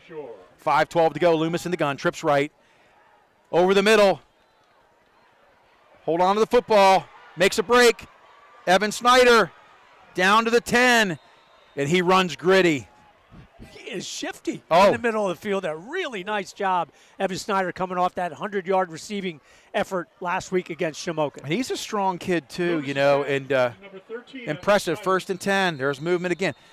Sometimes we get timeout Montoursville. Well, they called the timeout. Praise God. All right. Well, listen, we're going to keep it here. 4:59 to go, Doug. The fast car, we talk about the fast car. tough to defend. Let's take a minute before we get into the offensive breakdown to talk a little bit about some out-of-town scores. Out-of-town scoreboards brought to you all season long by Tie Dot and Embroidery. Mount Carmel extends the lead 28-8 over Southern Columbia. Lewisburg all over Midwest 45-0. Good one there for the Green Dragons. Danville 14-0 over the Berwick Bulldogs. Selinsgrove 21-0 on the road against a 5A Hollidaysburg. Again, 21-0 Seals. Troy 34-0 over Northwest. No surprise there. No score in the Schick-Bloomsburg game. Bishop McCord over Bellefonte 7-0. And Garden Spot all over Central Mountain 28-0 in the second quarter. Wildcats, tough stretch of their schedule here. They have not just been able to put points on the board. Have the Wildcats of Central Mountain, who we'll see in week number 10 at Thompson Street Stadium. Absolutely. Loomis now 1st and 10 on the 11-yard line in the gun. Right to left goes Whitman. Jordan gets the handoff. And that play has not worked in that particular formation. So good defense that time. Number 81 in on the hit. Evan Bloom. Yep, tackle for a loss by the Warriors. Zach Myers along Dyson Delaney on the right side of that Bulldog line, trying to clear the way. Brings up 2nd and 11 with a loss of 1. Quick pitch left. Elijah Jordan tries to get outside, makes a cutback. Good pursuit. He's not going to get to the edge. Again, initial pushback by 41. Nate Fisher forced the cutback, and Evan Bloom came from the backside. Nice job by Reeder, number 25, also from that defensive back position. Very impressed by Montoursville's defensive backs. They really do cover the field side to side against the running plays. So Twins left, Twins right. It's 3rd and 11. Evan Snyder rolls right. They're going to sit. Nope, they're going to look to the flats. Overthrown. He had to get rid of it. They tried the sit-down route, well defended by Eberhardt, and then the play broke down. No hesitation here. I think they're going to try the field goal right in the middle of the field. 3:58 to go. Tried one a couple weeks ago. Successful. Hers first field goal of the game against Executive Education. Going to try for number 2 here. 4th down. Number 11, Brody Herron, to attempt a field goal. So it's a 28-yard attempt from Brody Herr. Snap is back, hold is down. Kick is up. Kick is good, Brody Herr. He's 2 for 2 on the year, Doug Byerly. It's a really nice job. Lined it up, took his time, got it through. It's just different from the PATs. You know, the PATs, you don't have to get the distance. You mean you're right in front of the goal post. It's right there. You just have to kind of bang it through. But a field goal is just a little bit different. He has leg to kick it from further than that. But you just want that option. And we've talked about that all season long. If you can get that option when your drive stalls, instead of going for it for 4th and long, hey, we'll take the 3 points and extend that lead. 24-0 Bulldogs, 3:54 to go here before the break. And there are a lot of programs that don't have access to field goal kickers. And for Brody Herr to be able to put those points on the board, that's 2 for 2 on field goals this year. That's 6 points this offense wouldn't have had. And you never know when a game comes down to a field goal that's the distance of an extra point. It can make or break your season. So Brody Herr, ice in his veins on that last one. Montoursville has moved the football well at times tonight, but difficult for them. They've gotten to 2nd and shorts, but just not able to move the football consistently. Brody Herr kicks off. This one's headed down to the 10-yard line, brought out to the 15, pursued heavily. They're gonna corral him. Whitman gets in, and great job of staying in his outside lane. Super job on the right side of that kick coverage to not converge and give a lane to the right side. Peyton Whitman comes up with a nice tackle and cleaned up by a host of other Bulldogs, giving the forward progress out to the 14. But you're right, Nate, to your comment just a second ago. Montoursville's defense is not bad. They're pretty decent. They play pretty nice, but they're on the field a lot because their offense just has not found that identity yet here this season on a consistent basis. Well, and Jersey Shore's had 3 or 4 big plays, explosive plays, but Montoursville has defended well. Jimmy Musina in the shotgun, immediate handoff up the middle. Tackled immediately. There was contact 3 yards deep, but again, the backs for Montoursville, 41 and number 44, really strong this evening. You know, if you're looking for an identity, if it was me as a coach, which again, I'll never be a coach, they can run the football pretty effectively if they would do some different things out of the formation. But Jimmy Messina, he's got that arm that he can throw the football. You kind of want to try and be balanced if you can. 2nd down and 8 on their 16. Messina in the gun, trips right. He's going to look to the right side. Throws to the flats on the slant, and he's wide open. Big pickup. Initial catch at around 7 yards, and did the rest with his legs to number 14. Bryce Eberhardt. Nice play there. Really had the lane on that side. Really the first time in probably the last quarter or so that lane has been completely open.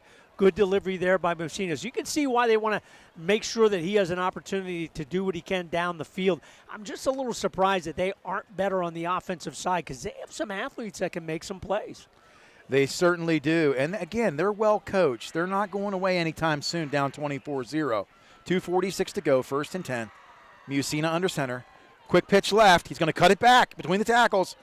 Initial tackle by Bo Sechrist. Christian Banks, the ball carrier. But not before Banks picks up 3. Banks probably has an opportunity to put together pretty nice rushing totals tonight against the Bulldogs. Come in really only giving up about 50 yards a game on the ground all season long to this point.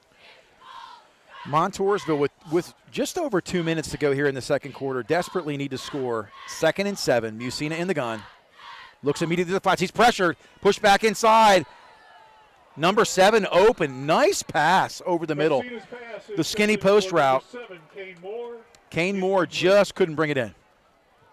Messina had time on that play. The Bulldog rush not able to get to him.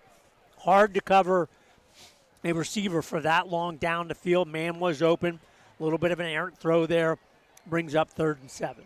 So 3rd and 7.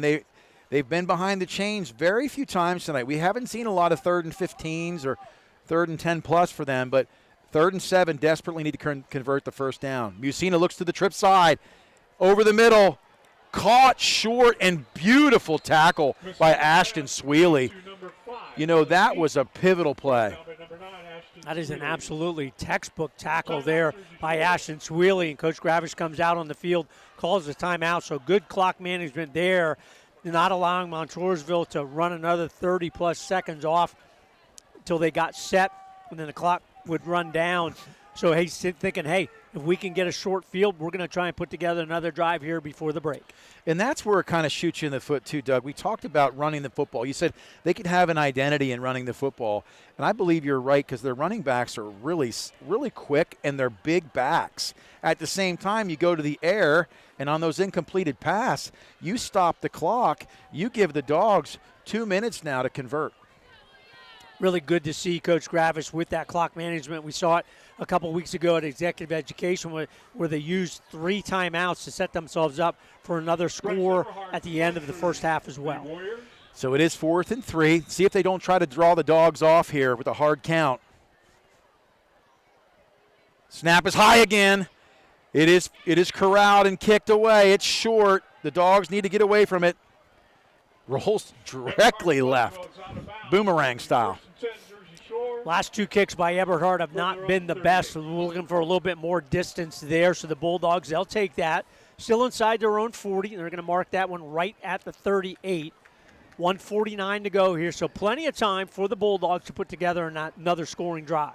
Doug, we're going to use a lifeline and go to Coach Hale right now. Coach Hale, what would you draw up right now? What are you thinking? He said I'm going to take another deep crack. Going to take another deep crack. What do you have to lose? 1:49 to go here. Single back in the gun. They're going to take one. They're going to take one. And it was Brody Herr. It was interesting on that. I looked, and Dathan Tyson not in that lineup for the receivers. Brody Herr taking that inside slot position. Why not take a shot? Brody can run it down. We talked about his speed in the ballgame. If you remember the play where he got down to the 3-yard line, his hip was a little banged up. They're bringing him back in right now, so he got a little breather. They did take that deep crack. 2nd and 10. Loomis rolls left. Can he sit up?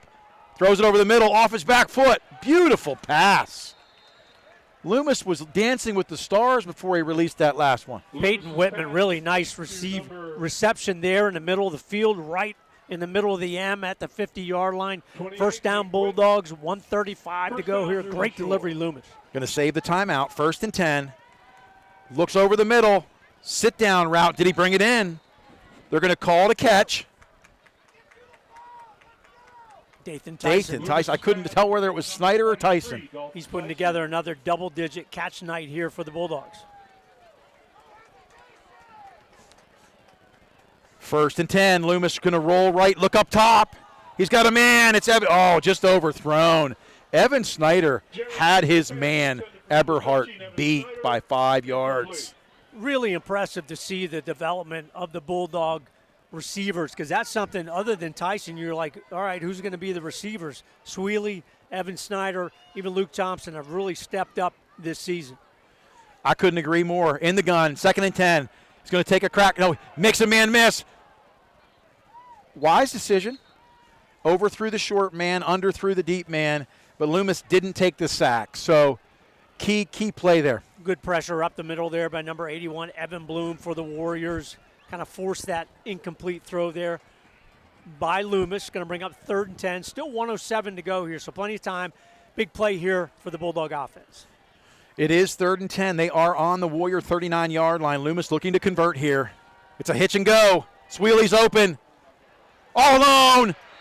Oh, he's out of bounds. Just out of bounds. Oh, my gosh. Sweely made the move of a lifetime and got defended by the sideline. And knew where he was. He knew he was right on the sideline and really did his best to keep those feet in bounds. That's not a bad throw by Loomis at all. But Sweely just not able to keep his feet in bounds, forcing the incompletion. They're going to go for it, 4th and 10. Look at Montoursville bringing the heat up the middle. Good pickup by Elijah Jordan over the middle. All alone. Oh, he doesn't bring it in. Beautiful pass again. Only to where Dathan Tyson could make the catch. As you can see, he is a little limpy. That hip definitely becoming a factor for Dathan Tyson. Wouldn't be surprised to see if he comes out, probably doesn't come in. Took a hard shot there as he fell to the turf as well. So just under a minute to go, 55.9 seconds. Montoursville will take over, so the Bulldog defense going to have to come up big here on a couple pass plays. And, Doug, I'm just reminiscent about this last series. That's exciting football. I mean, you can't call that lukewarm. I mean, they're going up top every play. Guys wide open. 1st and 10 for Jimmy Musina in the shotgun. Trips right on the 39. Gets rid of it. Oh. Good defense that time by Elijah Jordan. Not a bad throw from Musina. He took a hit. Luke Thompson with that pressure and the hit on Jimmy Musina just as he threw it. But if you're the Bulldog defense, now you don't want to give up a play, kind of a fluke play, so to speak, where you allow Montoursville to get some momentum, get some excitement going into halftime. You want to shut this one down here on these next couple plays. 52 ticks to go here. And it wouldn't surprise me if they go to the ground game to get rid of the clock. They don't want to give Jersey Shore one more crack at the end zone. So it'll bring up a 3rd down and 10. You know, always a question, if you have a timeout, do you burn it to force them to do something on 4th down, punt it away? Bulldogs do not, so they're going to let this one tick down. Again, the Bulldogs lead 24-0. First half going to expire here after this play. Quick shout out to Dave Palski. Thank you for all you do for those pregame Thursday night dinners at the middle school. 3rd and 10. 2nd quarter winding down. Jimmy Musina in the shotgun. Hands to the second back. Met immediately by Bo Sechrist. Boy, he is strong. Number 44, Christian Banks for the carry. And the first half expires. Bulldogs of Jersey Shore 24. The Montoursville Warriors 0. You're listening to Jersey Shore Bulldog High School Football on the Bear Country Sports Network. It seems like the cost of everything is on the rise. But Erie Insurance can help make sure your auto insurance premium isn't one of them. Avoid rate increases with Erie Rate Lock. Even if you have a claim, your rates won't go up until you change a car, driver, or address. Your local Erie agent is Brigandy, Gleghorn, and Hafley. Get a quote today. Erie Rate Lock is not available in all states. Other conditions and limitations at erieinsurance.com. Go to erieinsurance.com for company licensure and product details. Everything costs more, and lots of us are worried about how much we'll spend this coming winter to heat our homes. Make sure to call Hollick's Coal and Oil in Jersey Shore. 570-398-1190. Providing stove, nut, pea, buckwheat, and rice coal, heating oil, outside mix kerosene, and off-road diesel. A fixture in the Jersey Shore community for the last 72 years. Hollick's Coal and Oil, ready to keep you warm this winter. 570-398-1190. Online at hollickscoalandoil.com. There's still an Agway in your local area. X-Agway in Jersey Shore. They have been supplying the community for years. X-Agway, everything you'll need to win the seasonal fight, whether it's fertilizer and lime for lawn and garden season or rock salt and ice melt for the winter weather. Right now, it's time to set your food plots and grab wood pellets from X-Agway. 112 Harris Street, Jersey Shore, X-Agway, local people taking care of local people. 570-398-2770. If you want to sell a house or buy a house, make it Anchor Realty in Lock Haven. Dave Winkleman and his team are ready to help you. Dave's a Jersey Shore graduate. He's ready to help fellow Bulldogs get that deal they want. He's motivated to market your home and find you a new one. 570-858-0777 for Dave Winkleman and the team at Anchor Realty. Ask Dave how he can guarantee your home will sell within 90 days. 57 Belfont Avenue, Lock Haven. Anchor Realty, ready to serve you. 570-858-0777. My daughter is normally a little goofball. But after a bad night's sleep, she's too tired to be anything. That's why I trust Pure Z's Kids. Pure Z's Kids is mindfully formulated just for kids. Their non-habit forming, drug-free products help my daughter fall asleep naturally, giving her the rest to be her best. I'm a dinosaur. Her best dinosaur. Pure Z's Kids, for ages 4 and up when needed. Explore our products at zquill.com. These statements have not been evaluated by the Food and Drug Administration. This product is not intended to diagnose, treat, cure, or prevent any disease. B.A. Meixel is a local residential, commercial, and industrial electrical contractor. With over 10 years servicing north central Pennsylvania, B.A. Meixel has built relationships with home and business owners in Jersey Shore and beyond. Trust B.A. Meixel's trained electricians for all of your electrical needs. Take advantage of their industry-leading warranties. Call 570-398-7837 today to find out more. B.A. Meixel Electric, a proud supporter of Jersey Shore sports. Need insurance? See Fager Insurance. Fager Insurance at 511 East Church Street in Lock Haven is an independent agency representing Erie Insurance. Fager Insurance works for you to get the best coverage at the best possible price with superior service. You are the person that counts. If you have a loss or claim, Fager Insurance will be there to guide you through the process. Fager Insurance offers auto, home, flood, business, and life insurance. Since 1964, Clinton County residents have trusted Fager Insurance at 511 East Church Street, Lock Haven. You should too. Fager Insurance. For a great time, make it Baldbird's Brewing Company in Jersey Shore. Enjoy 24 different beers in the family-friendly tap room where pets are welcome too, and a full selection of local spirits, wines, and specialty cocktails. Don't miss our weekly family game night and trivia night. Baldbird's Brewing Company offers event space for meetings, weddings, and private and semi-private party spaces. Open Wednesday through Sunday. Baldbird's Brewing Company, Schaefer Lane, Jersey Shore. Online at baldbirdsbrewing.com. Fred Ham Disposal has proudly served the community with residential and commercial trash removal for the last 55 years. They're a family-owned company that cares about the environment and their customers, providing extensive trash removal and recycling options. Their fleet of trucks provide reliable pickup service, and they give you a chance to pay your bill online. Fred Ham Disposal, here for you. 570-398-1814. Fred Ham Disposal, Jersey Shore. We have moved. Alexander Kia is offering the same great deals on new and used Kias at our new location on Broad Street in Montoursville. Come see Doug Hilliard and the great selection of 2024 Kias, the Telluride, Seltos, and the amazing all-new Kia EV9. SUV capability, EV power. Take advantage of all the extras available at Alexander Kia, including free state inspection and car washes with every service appointment. Alexander Kia, Broad Street, Montoursville, online, alexanderkia.com. At SimpliSafe, our award-winning home security has advanced sensors, HD cameras, and now this 24/7 LiveGuard protection. Only from SimpliSafe. Monitoring agents can see and speak to intruders through our indoor camera to help stop crime in real time and for fast police response. Now get 45% off any new system with Fast Protect monitoring at simplisafe.com/radio. Advanced home security, 24/7 professional monitoring for less than $1 a day. There's no safe like SimpliSafe. Everything you need in one place. Jiffy Market in Jersey Shore. Now your first choice for great hot food, breakfast sandwiches, bagels, French toast sticks, boneless wings, hash browns, garbage fries, and taco wraps. PA Lottery tickets and skill games and ATM fresh-made sandwiches, meat and cheese by the pound, snacks, candy, slushies, and more. All at Jiffy Market. Everything you need in one place. Across from the post office in downtown Jersey Shore. Stop and shop. Jiffy Market in Delhi. Bear Country, 99.9 FM. Nate Carpenter, Doug Byerly. We are back. Montoursville High School.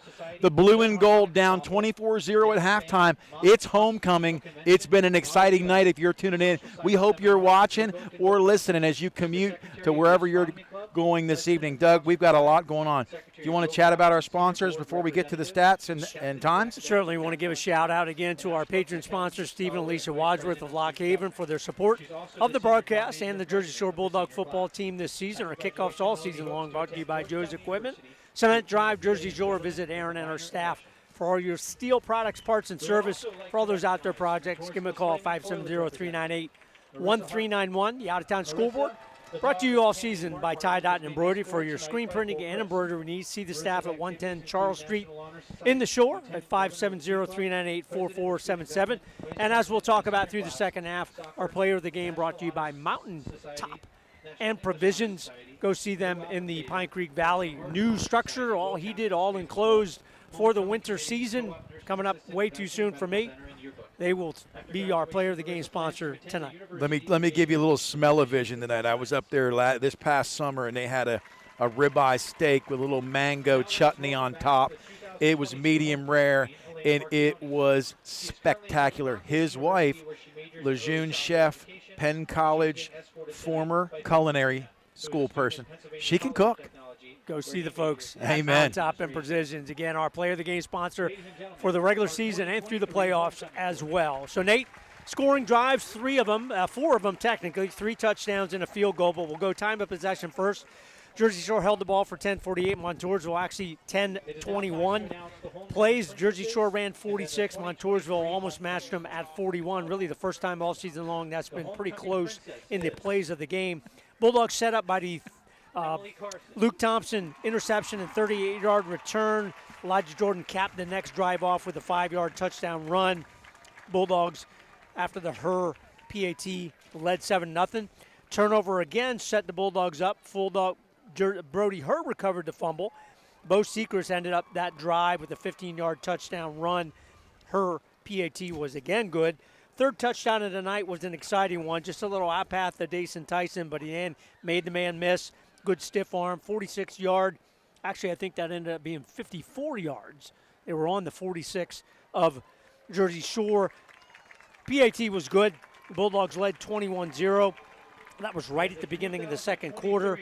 And then Brody Herr added a field goal at about the 6:30 mark or so of the second quarter. 28 yards. That field goal was good. Brody Herr's second field goal of the season. And the Bulldogs, they lead 24-0 at the break. The stats on the offensive side, pretty good, pretty balanced. Elijah Jordan leads the rushing game, 11 carries for 54 yards, and that 1 touchdown run. That was 9 yards officially. Bo Sechrist chipping in as well, 6 carries, 41 yards, and that 15-yard touchdown run. Through the air, Jaron Loomis, boy, he had some great opportunities for some big plays there late in the second quarter, but still 14 for 23. 207 yards, 1 touchdown pass. That touchdown pass was the one to Tyson for 54 yards. Dathan Tyson, what a first half. 10 receptions, 146 yards. Whitman adds 1 for 13. Snyder adds 3 for 41.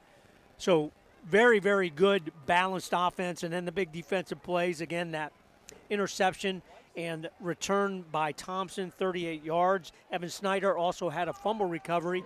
And then leading the way, Sweeney with 4 single tackles. Thompson with 3. Beatty with 3 as well.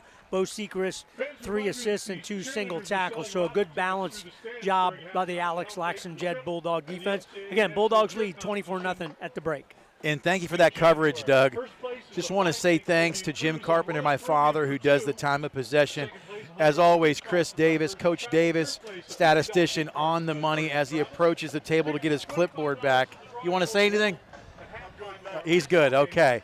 Coach Sean Hale, as well as Vince here on the camera. Always a good time to go on the road with these guys. We're going to go back to the station and come back for some exciting second half action. You're listening to Jersey Shore High School football on the Bear Country Sports Network. It's time for an insurance review. Every now and then, you need to know you're getting the best coverage at the best price. So here's a phone number, 570-865-5191. State Farm agent Jason Eberhardt will give you an overview and make recommendations on how you can protect yourself and your family. Auto, home, life, health, property, or business, it's Eberhardt State Farm. Available online at InsureJerseyShore.com. Eberhardt State Farm in their new offices, 600 Allegheny Street, Jersey Shore. 570-865-5191. Muncie Bank and Trust is proud of its long history of guiding families and business owners on their financial journey. When it comes to serving our communities, we know that trust, integrity, and reliability are what you've come to expect from Muncie Bank and Trust. So whether you're a family looking to purchase a place to call home or a business owner seeking the capital to grow, your journey to making those dreams a reality starts at Muncie Bank. Learn more at munciebank.com. FDIC insured, equal housing lender.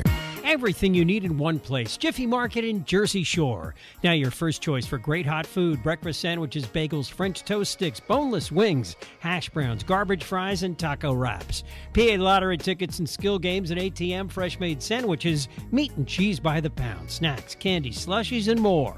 All at Jiffy Market. Everything you need in one place. Across from the post office in downtown Jersey Shore. Stop and shop. Jiffy Market in Delhi.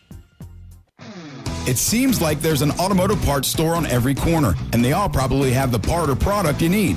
But do they know what you need? And do they know they have it? For automotive parts and knowledge, come to the automotive parts store that has automotive experience, Napa Auto Parts. The staff at Napa Auto Parts has the experience to answer your questions and make sure you get what you need. Napa Auto Parts, Hogan Boulevard, Mill Hall, and Bridge Street, Jersey Shore. Napa Auto Parts, Central PA's trusted source for automotive parts and knowledge for generations.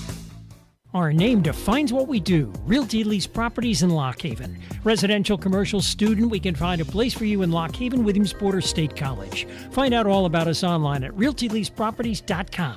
Everything from available space to documents you need to apply. You can even pay your rent online.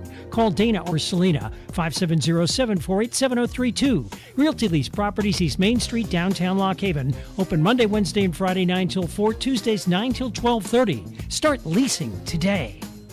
A proud supporter of the Jersey Shore Bulldogs, TLC Fuels is a family-owned local business.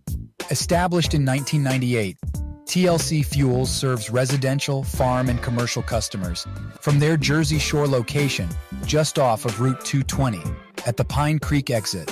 From fuel oil to diesel fuel and gasoline, TLC Fuels has thrived on a consistent dedication to you and your family. Call 570-753-5722 today. WQBR 99.9 FM. Nate Carpenter, Doug Byerly, we are back. This halftime extravaganza, the Montoursville Warrior Marching Band, they're legit. So we are going to go to the out-of-town scoreboard and get some updates. Brought to you all season long by Tie Dot and Embroidery. Go see the folks there on Charles Street in Jersey Shore. We appreciate their sponsorship. Again, the big surprise in the AA level, Mount Carmel 35, Southern Columbia 14. So the Tigers do put a score on, but still trailing by a couple scores. Lewisburg going to get their third win of the season, 45-0 over Midwest. Danville rolling over the Berwick Bulldogs, 35-6 at the half. Shikellamy tied with Bloomsburg. Knew that would be a pretty good ball game, 7-7 with the Panthers. Seals go all over Hollidaysburg. That's a pretty impressive win on the road, 35-0 Seals at the half. Troy all over Northwest, 41-0 at the half. The Trojans will remain undefeated. Central Mountain getting hammered again, 35-0, losing to Garden Spot, but a very good Garden Spot team at Central Mountain. Executive Charter, Springfield Cougars all over them, 30-6 in the second quarter. Pottsville getting a big win tonight, 41-0 over Wilson area. Bellefonte area, the Red Raiders are really struggling. Bishop McCourt, 24-0 at the half. Loyalsock Township, 28-20 22-0 over the Wyalusing Valley Rams. Bucktail, we don't have that score. That would be a good one. That should be a big one. Shamokin 14-7 over Central Columbia. Milton in a good game with Mifflinburg. Expected to be a good one. 21-14 Black Panthers. And then who we got? South Williamsport 28-14 over Wellsboro. So coach is going to look up the 26 Bucktail is trailing in Farwell tonight against Otto Eldred, who dealt them a loss. I think that was 57-48 a couple weeks ago. So pretty good Otto Eldred team. No matter what, the Bucks headed for their best season in a long time. Thanks to Coach Sean Hale for all of those scores, and for Dye Dot and Embroidery for sponsoring our out-of-town scoreboard all season long. Yeah, it's been an incredible journey this year. To think that the Dogs are still undefeated. Tom Gravish's winning streak for regular season games. So this Bulldog team has been absolutely incredible throughout the regular season. We've got about 4 minutes to go here before halftime. This band from Montoursville, absolutely spectacular. And we are going to take a break here. And we'll be back right after this. You're listening to Jersey Shore High School football on the Bear Country Sports Network. Your local area insurance agency is McMahon, Ferguson & Associates. They handle your home, auto, commercial, and life insurance needs. Let's talk life insurance. If something happened to you, would your family be prepared? Let McMahon, Ferguson & Associates craft the perfect Erie life insurance policy for you. Call 570-398-4090 or visit 1020 Allegheny Street, Jersey Shore. Your local Erie insurance agency is McMahon, Ferguson & Associates. Always supporting the Jersey Shore Bulldogs, it's the Twilight Diner in Loganton, open 7 days and featuring a full menu, breakfast, lunch, and dinner, and daily specials. So good, people ask for their food by name, and they bring that great taste on the road with the Twilight Diner on wheels. And now at this area's newest venue for weddings, reunions, and gatherings, Miller's Barn in Tylersville. Hold your next event in the middle of Amish country. Twilight Diner, 603 North Mill Street, Loganton. 570-725-3911 for takeout. A proud supporter of the Jersey Shore Bulldogs, TLC Fuels is a family-owned local business. Established in 1998, TLC Fuels serves residential, farm, and commercial customers from their Jersey Shore location just off of Route 220 at the Pine Creek exit. From fuel oil to diesel fuel and gasoline, TLC Fuels has thrived on a consistent dedication to you and your family. Call 570-753-5722 today. Get ready to hit the road with these great trips through Susquehanna Trailways this fall. Every Saturday in October, enjoy the Pine Creek Rail Trail shuttle to Wellsboro. November 23rd, the Macy's Thanksgiving Day Parade. 2 events, November 25th, New York City Free Day and a trip to Atlantic City. Christmas is coming and Susquehanna Trailways gift cards are available. Make sure you're on the mailing list. Update your mailing address. 2024 tour books will be mailed in late December. Check the Susquehanna Trailways Facebook page and website for more information.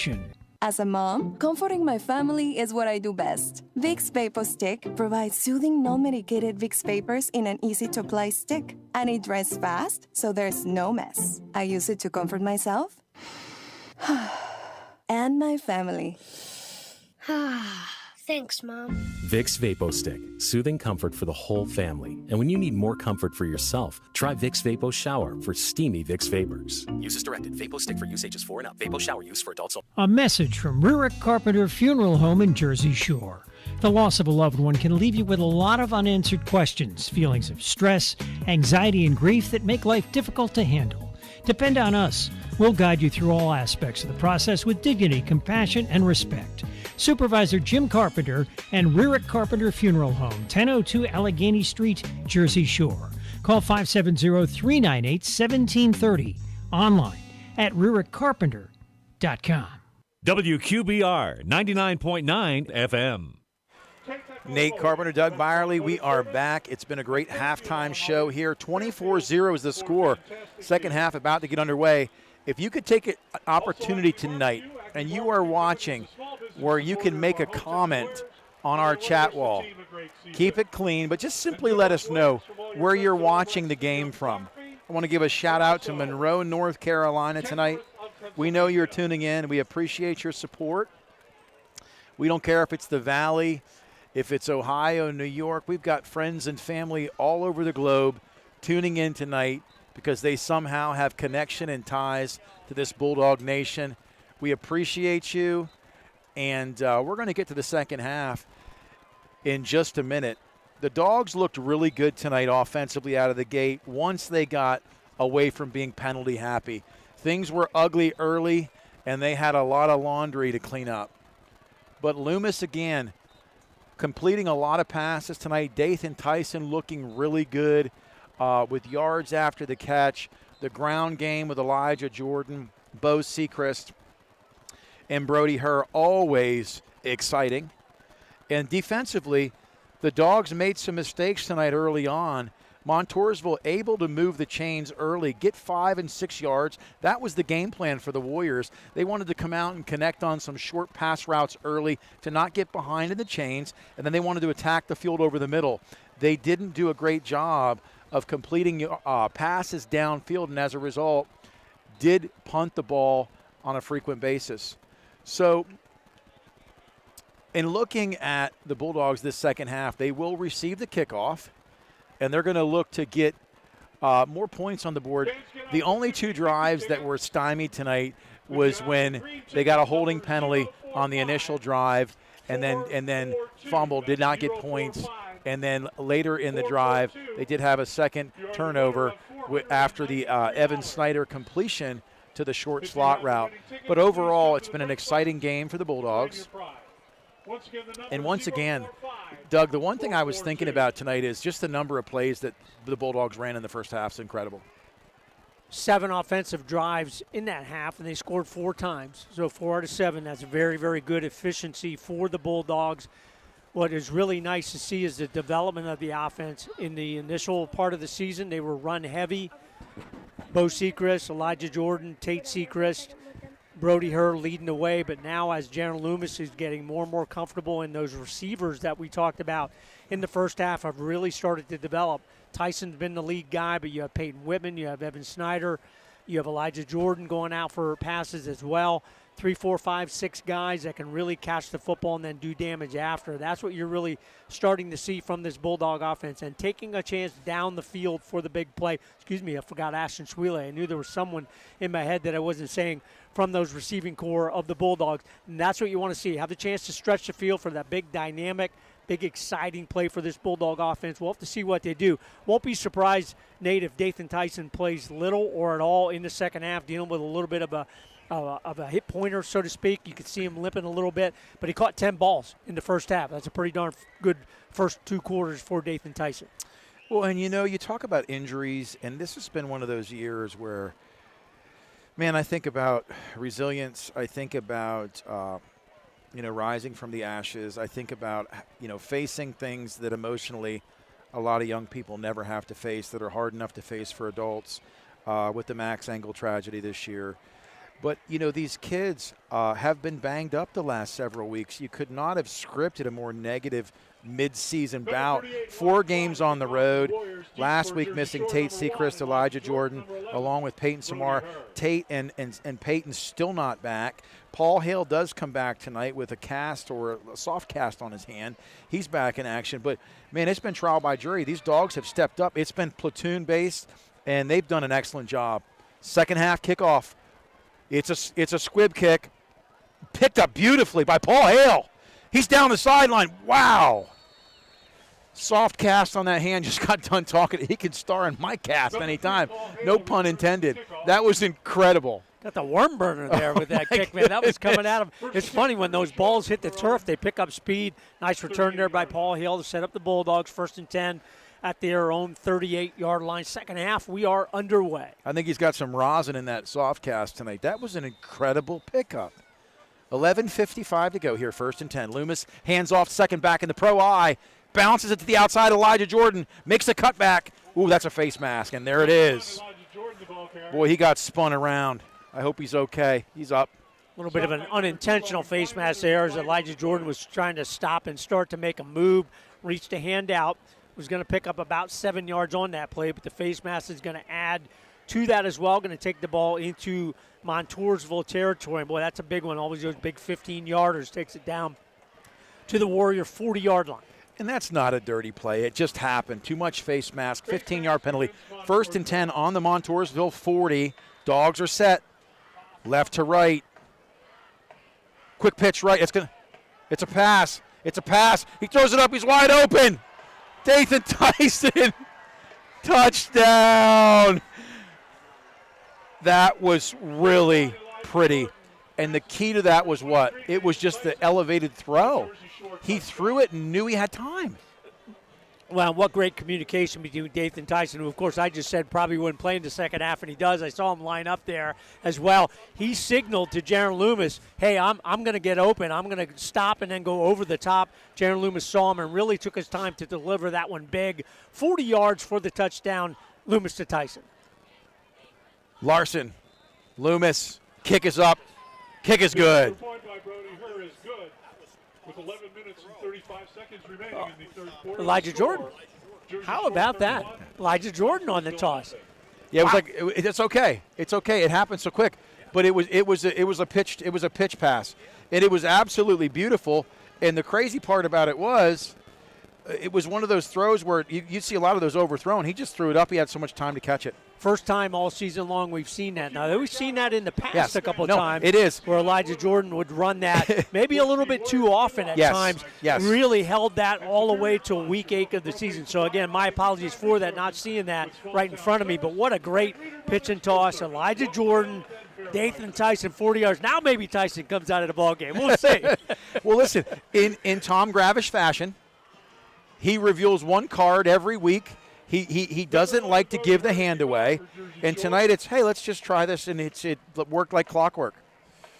They had to respect the Elijah Jordan outside game. They've been running that, and it was a beautiful connection.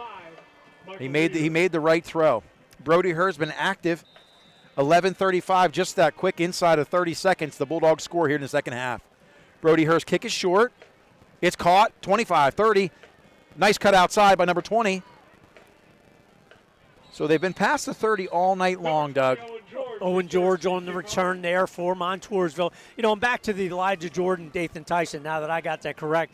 And Coach Hale talked about that his son Paul is the backup quarterback, but would not be the backup quarterback tonight because he's in that soft cast on his right hand, can't throw the football. He could run it on the kick return, but he can't throw it. So great job again by Elijah Jordan on that pitch and catch to Dathan Tyson. And really, when you think about the back being broken by the incidental face mask that ended up being a 15-yarder. 1st and 10 for Jimmy Musina. Hands off immediately. Big hole again. Number 44 all alone. 50, 45, 40, 35, 30. And hit out of bounds. Big run. Well, Banks, he's going to have an opportunity. He's probably very close to it already to have 100 yards on the night, which would be the first running back to run for 100 yards, really the first team to run for 100 yards against the Bulldog in almost 2 seasons because they've really been stout against the run offense. But he breaks one free there, sets the Warriors up here deep in Bulldog territory. And the Warriors have been inside the 50 several times tonight. Jimmy Musina, 1st and 10, 30-yard line, looks to the flats, throws the ball immediately. Met, but not until he picks up about 7. That's been the best pass, even though, again, that's to the right side, the side that Musina at times has difficulty throwing the ball to, but it seems that the receivers are a little bit more open coming inside there. Ashton Shirley with a good tackle to hold it to no yards for gain after the catch. Still second and about 4. The 5-2's been tough tonight, but they've broken some big running plays tonight behind Christian Banks and Nate Fisher. 2nd and 4, Musina under center, single back. Fakes the pitch counter to 41, up the middle, dragging tacklers. He's just beyond the first down. Looks like they're going to give him that and move the chains. Even though he's going to pick up the first down here, that's a pretty good reaction by the Bulldog defense because that's really the first counter play that they've run. Caden Walker, John Dammer able to get inside there along with Bo Sechrist. And, yep, they do mark that as a first down for the Warriors, so they're set up here, 1st and 10 on the Bulldog 19. You know, the Bulldogs haven't let any points scored tonight from Montoursville. They want to pitch a goose egg if they can. 1st and 10 on the 19. Musina in the gun, 2 backs, right and left. Motions left to right, handoff. It's big hole. He's going to score. 5, touchdown. Montoursville, Christian Banks. So the Bulldogs brought the players up to bring the pressure, but the pressure came inside. Banks went right to the tackle there, and the seam was wide open. That's kind of how it happens sometimes. You set it up, saw that in week 3 against Selinsgrove. When they get the seam, nobody there. Defenders are all spread out. Easy lane for Christian Banks for the touchdown. You know, and we're going to be positive all the time on this broadcast. So positive we want to annoy people. Not really. But there was a huge, huge hole on that play. Montoursville has been dialing that up well tonight. That's about the 3rd time that's gone for big yards. Great blocking up front. On for the PAT. The kick is up. It's drilled. And it's good. Off the foot of Wyatt Fry. And that was good from a distance. Very nice. You can see Montoursville normally has good kickers. Do again this year with Fry. So the Warriors trim the lead after the Bulldogs score on the pass play. Jordan to Tyson. Christian Banks breaks the big run to set him up, and then breaks a 19-yard touchdown run. 10:08 to go here, 3rd quarter. Warriors 7, Bulldogs 31. And, you know, where I want to stay positive is in the back of my mind, I'm thinking about 3 or 4 key starters not being in the game that provide so much depth on the interior line for the Bulldogs, where you have additional guys going both ways. They're missing pieces, but they're also they don't have the depth. So even with that said, to be up 31-7 is absolutely incredible tonight. But don't take any credit away from Montoursville. They've schemed well, they've planned well, and they've blocked well up front. And Wyatt Fry has a leg, as we just noted. That kick nearly ended in the parking lot. 10:08 to go here, 3rd quarter. Montoursville on the board. Makes the score now 31-7. Fry to kick off. This kick is squibbed. Picked up. Fumbled.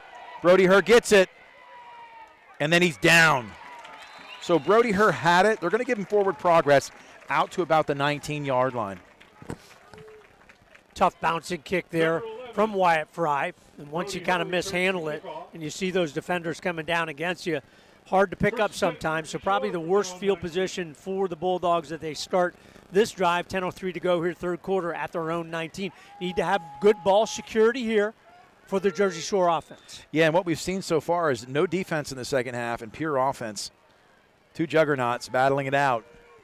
Loomis handoff, second back. He's met. Elijah Jordan does get a yard, but good pursuit by Montoursville, and it's no surprise Christian Banks. Christian Banks, Allen as well, number 53 inside for the Montoursville Warriors. Again, rush defense inside. Montoursville pretty good all game long. They're going to say he picked up 2, 2nd and 8. Handoff, Jordan up the middle. He's going to be tackled. Now here's the issue there. He had forward progress, but he rerouted, and they're going to take him back a yard. Yeah, going to end up being a tackle for a loss, and probably not a great decision there by Elijah. You can't turn around there and go backwards. Good team speed by the Warriors. 3rd down and 11. Montoursville defending. It's going to be a pass. It's a sit and go, and he's wide open. Down the sideline, Dathan Tyson makes the catch. He's pushed out of bounds. I don't know the rule in high school. If you're pushed out, is it a catch? Wow, that is it's incomplete. Absolutely great catch, though, there by Dathan Tyson. Good defense there by Eberhardt. Great throw there by Jaron Loomis on the run. But all for naught. Bulldogs 4th and 11, going to have to punt this one away. Really the first time in a long time that the Bulldogs have to punt from deep in their own territory. Montoursville has a chance to get very good field position. So to punt, Brody Herr, 4th and 11. Snap is back. Punt is away. It's a short one. It's not good. It's coming down, and it rolls. It takes a Bulldog bounce. Big bounce. Very fortunate. You know, we've seen a couple of those this year, Doug, where they're actually they're backwards and then roll forward. Yeah, did not think you were going to get that of a result. That'll end up being a 40-plus yard, almost a 50-yard punt for Brody Herr. So he'll take that one on paper. Not the prettiest one in the looks, but really very effective. Montoursville takes over. Still pretty good field position at their own 39, 8:56 to go here. 3rd quarter, 31-6, Jersey Shore. Great having Coach Hale up here. It's like just ask Siri. He said on contact, if forced out of bounds, the receiver is out of bounds. 1st and 10. Jimmy Musina hands off immediately up the middle. They did get a hat on a hat quicker. But even with that, just they're churning their legs. Montoursville's running backs have impressed me tonight. And you have to give some credit up front, including number 75, Noah Rakeshaw, for the Montoursville Warriors. They've done a nice job against his Bulldog defensive front out of the 5-2. Going to take a break is number 44, Christian Banks, into the game. Number 81, Evan Bloom. It'll be a 2nd and 8. Jimmy Musina getting the quarterback duties tonight. In the shotgun. Trips left. Going to look to the flats. Hits a man. Tackled immediately, but not until a pickup of 3. To number 25, the intended receiver, Michael Reeder. Jimmy Musina's pass complete to number 25. Good run to the football there by the Bulldog defensive backs, including Ashley Swiller, who comes up a little bit gimpy on that play, kind of walked it out, but is going to get a play off. Evan Snyder coming in, actually Taylor Malk coming in to replace Swiley on this play. And Swiley didn't want to come out of the game. That's one thing you love, is just the competitiveness. 3rd and manageable here for Jimmy Musina. 3rd down and 3 on their 46. Bo Sechrist stacking the block. And that's going to be, I don't know. I believe that the Dogs are off. Well, the Dogs were there early, but then the Montoursville guy moved, so that's going to be a procedure penalty against Montoursville. You can glad I'm not wearing stripes tonight. I don't think I've gotten one right tonight, Doug. Well, we usually don't. That's why we're up here, and they're down there. We're watching and talking, and they're really doing the hard work. That's right. So 3rd and 3 becomes 3rd and 8, backed up to the 41-yard line. You know, Montoursville really has done a decent job. You notice when they get to the shorter yardage, 3rd, 3, 3rd, and 4, they've had some big runs, but that's negated by the penalty. 2 backs, left and right of Musina. Snap is back. He's going to look over the middle. Batted down, picked off by Brody Herr. Deflected by Dammer into the hands of Brody Herr, and the tip drill effective for the Bulldogs. Well, what's been interesting is over the past couple games, you haven't seen a whole lot of those passes tipped, which has really kind of become a trademark of the Bulldog defense. Tipped there by Dammer, nice interception, good recognition by Brody Herr. So the Bulldogs turn this one around, 7:02, great field position at the Warrior 40-yard line. Bo Sechrist is in at fullback. Elijah Jordan to his rear. Right to left goes Dathan Tyson. It's fake jet sweep. It's a fake jet sweep. Pressure and sacked for a 10-yard loss. And he has been a household name, Christian Banks.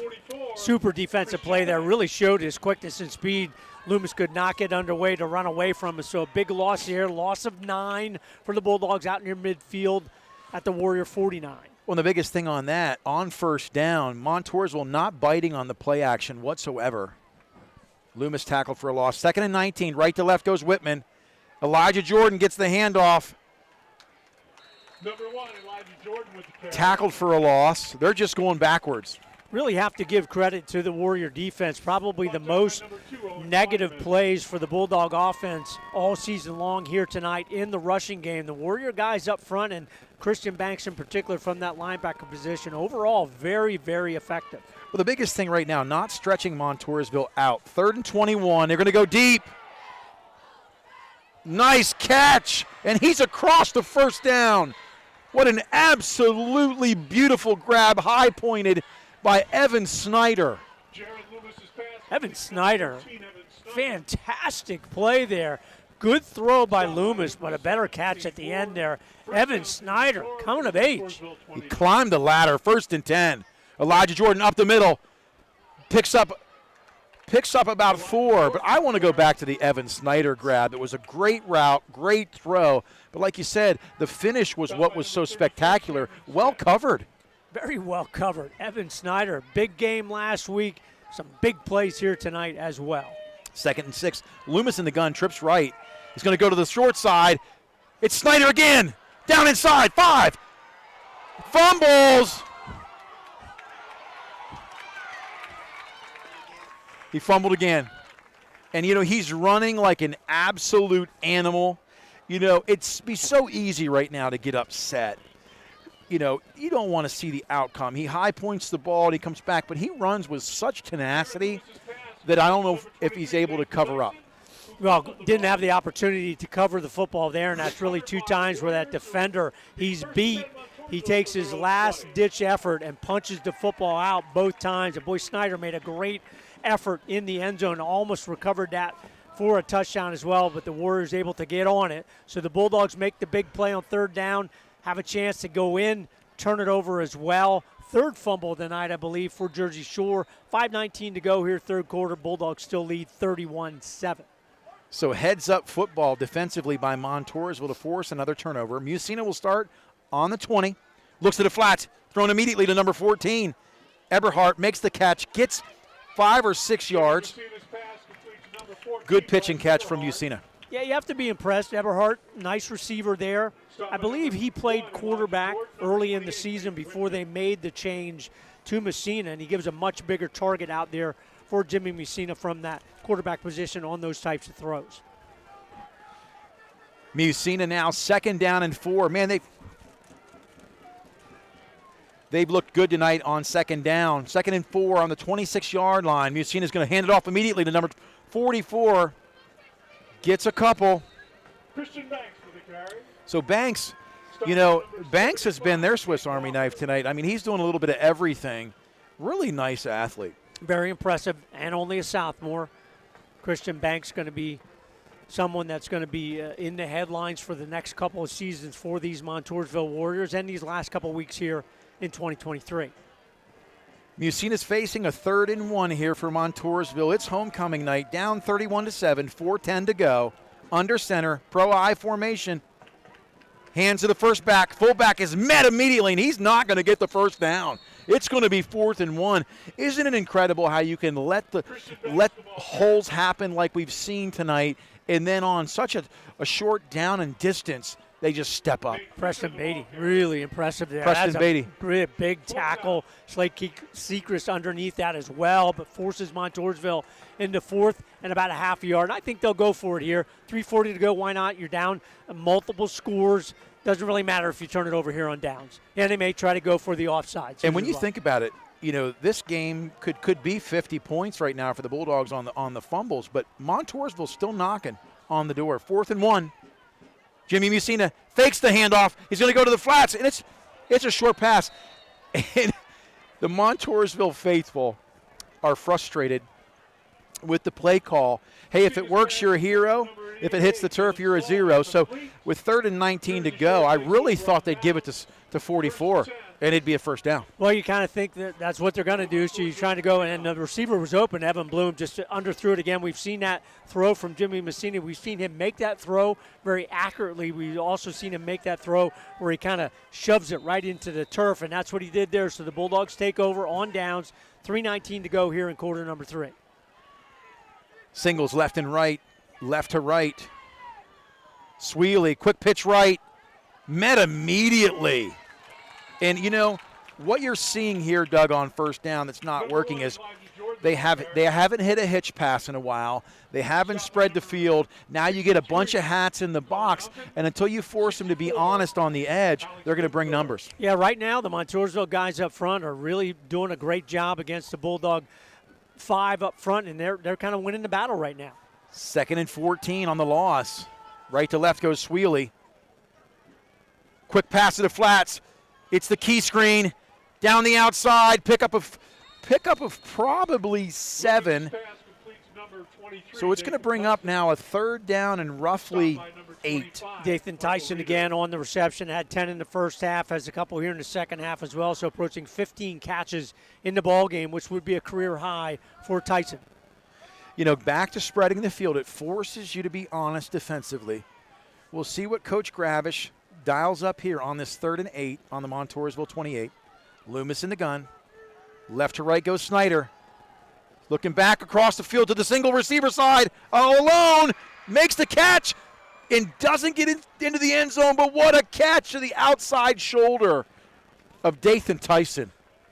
Great adjustment at the end of that throw. Loomis under pressure a little bit and had to let that go. Probably not exactly where he wanted to throw it, but a great reception by Tyson to set him up here. 1st and goal from the 1. You hit the nail on the head, Doug. That was an incredible throw off his back foot under pressure. Loomis in the gun, hands off to Jordan, and that play hasn't worked the entire second half. They're just keying on that, reading their keys well. Another loss of 2 on that play, going to bring up 2nd and goal. Tackle for a loss here by Nate Fisher of the Warriors. So Montoursville not going easy here after the big pass play. Loomis to Tyson. Pro-I formation. Jordan goes over the top. Does he get there? He's down to about the half-yard line. He went aerial. Stop by the defense. Look for the Loomis keeper. Flag on the play. So you can do that. So if you go down and you're offside, so you don't see that too often. Offsides, Jersey Shore, so you lined up offsides. So it negates the run. It's going to set you back. Probably does change the play calls because it was set up with that kind of bunch formation, no splits between the linemen at all to kind of power this one in. Now you're back at the 6-yard line. Be interesting to see what Coach Gravish dials up, and he's going to take a timeout and talk about this one. Well, and you know, Doug, it's 31-7 tonight with 1:15 to go in the third quarter. If this were a closer ball game, you'd be talking about a lot of mental mistakes and penalties on behalf of the Bulldogs. Fumbles at inopportune times. We've probably taken 21 points off the board tonight on big drives, big plays, and you get down inside that, 5-yard line, and that's a crucial penalty. Well, it definitely took 14 points off because Evan Snyder had fumbled 2 times and had punched out where he was right there to score, particularly the last one. Again, not pointing Evan out because he played a nice ball game, particularly that catch here just a drive or so ago. But it is those kind of mistakes that in a close ball game would make a factor. This one thus far has not been the case, but it kind of changes things as Coach Travis said, hey, let's take a timeout. Let's think about this. What are we going to do? Now, we made the unforced error.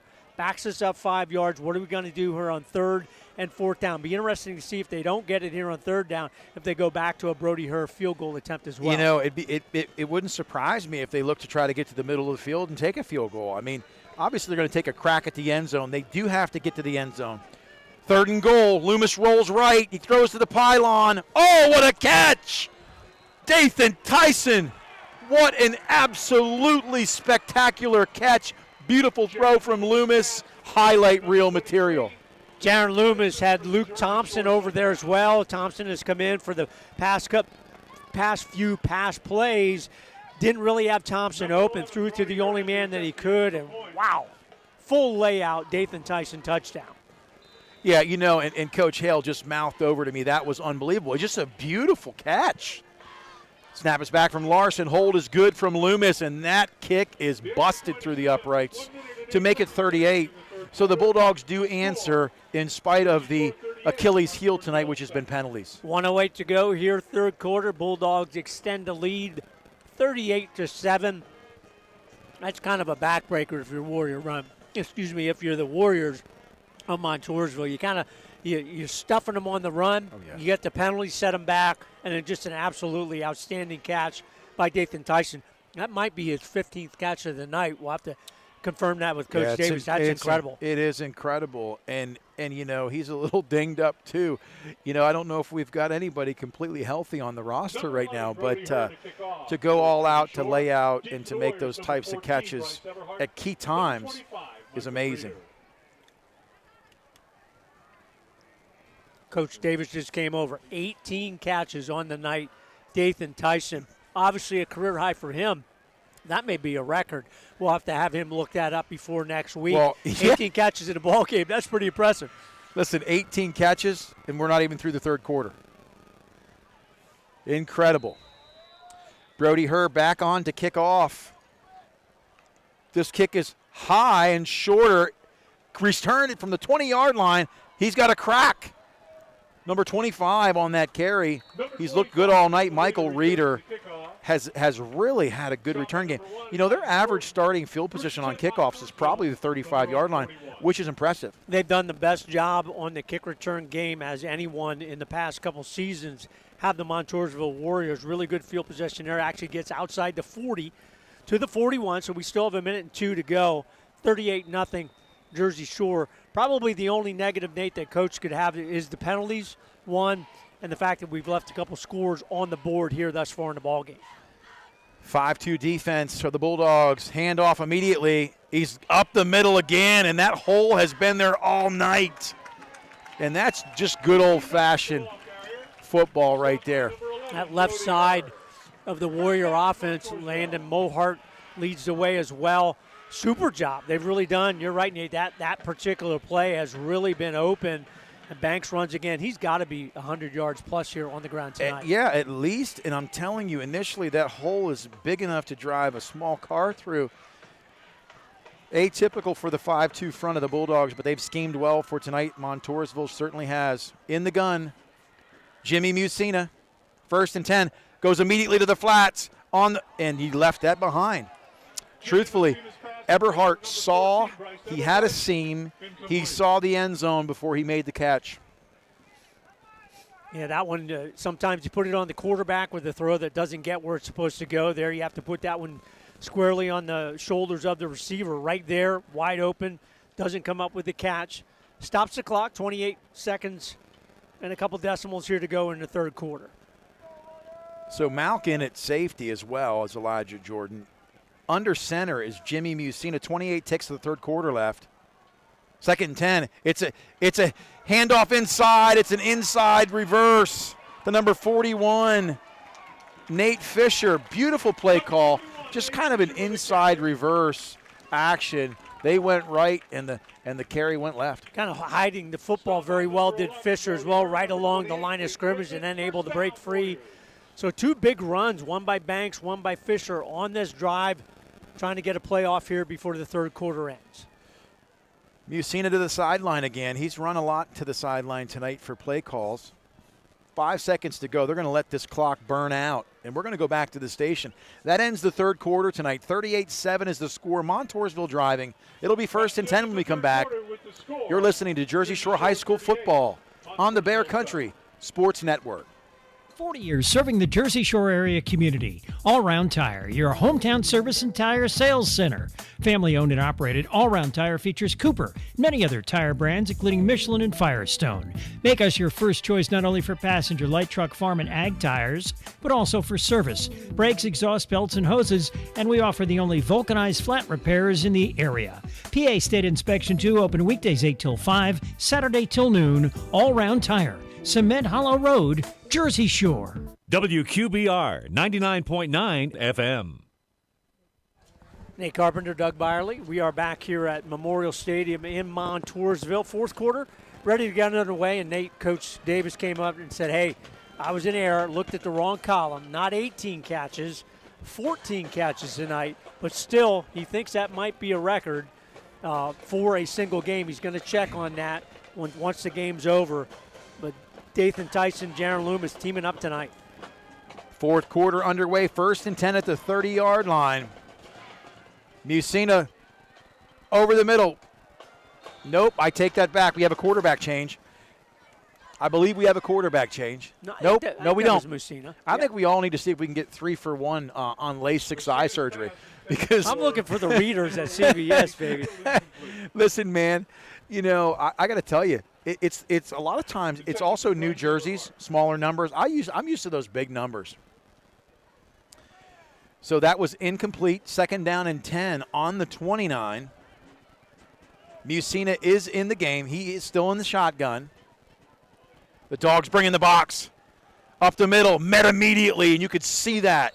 They said, we're putting a hat on a hat this time, and it ended up being absolutely no-go up front. Caden Walker, Slate Sechrist teaming up there for a nice no-gain rush. You know, the Bulldog defense and Alex Jackson, they've only given up 7 points, but really probably a little disappointed with the yardage that Banks and the Warrior Run rush offense have been able to produce against them tonight. Want to see if they can come up with some big plays here. They've had a lot of 7 and 4, 7 or second and manageables, but tonight they're here they are again behind the chains, 3rd down and 10. Musina in the gun. Looks over the middle, wide open is number 41, Fisher, and he's going to roll down the sideline.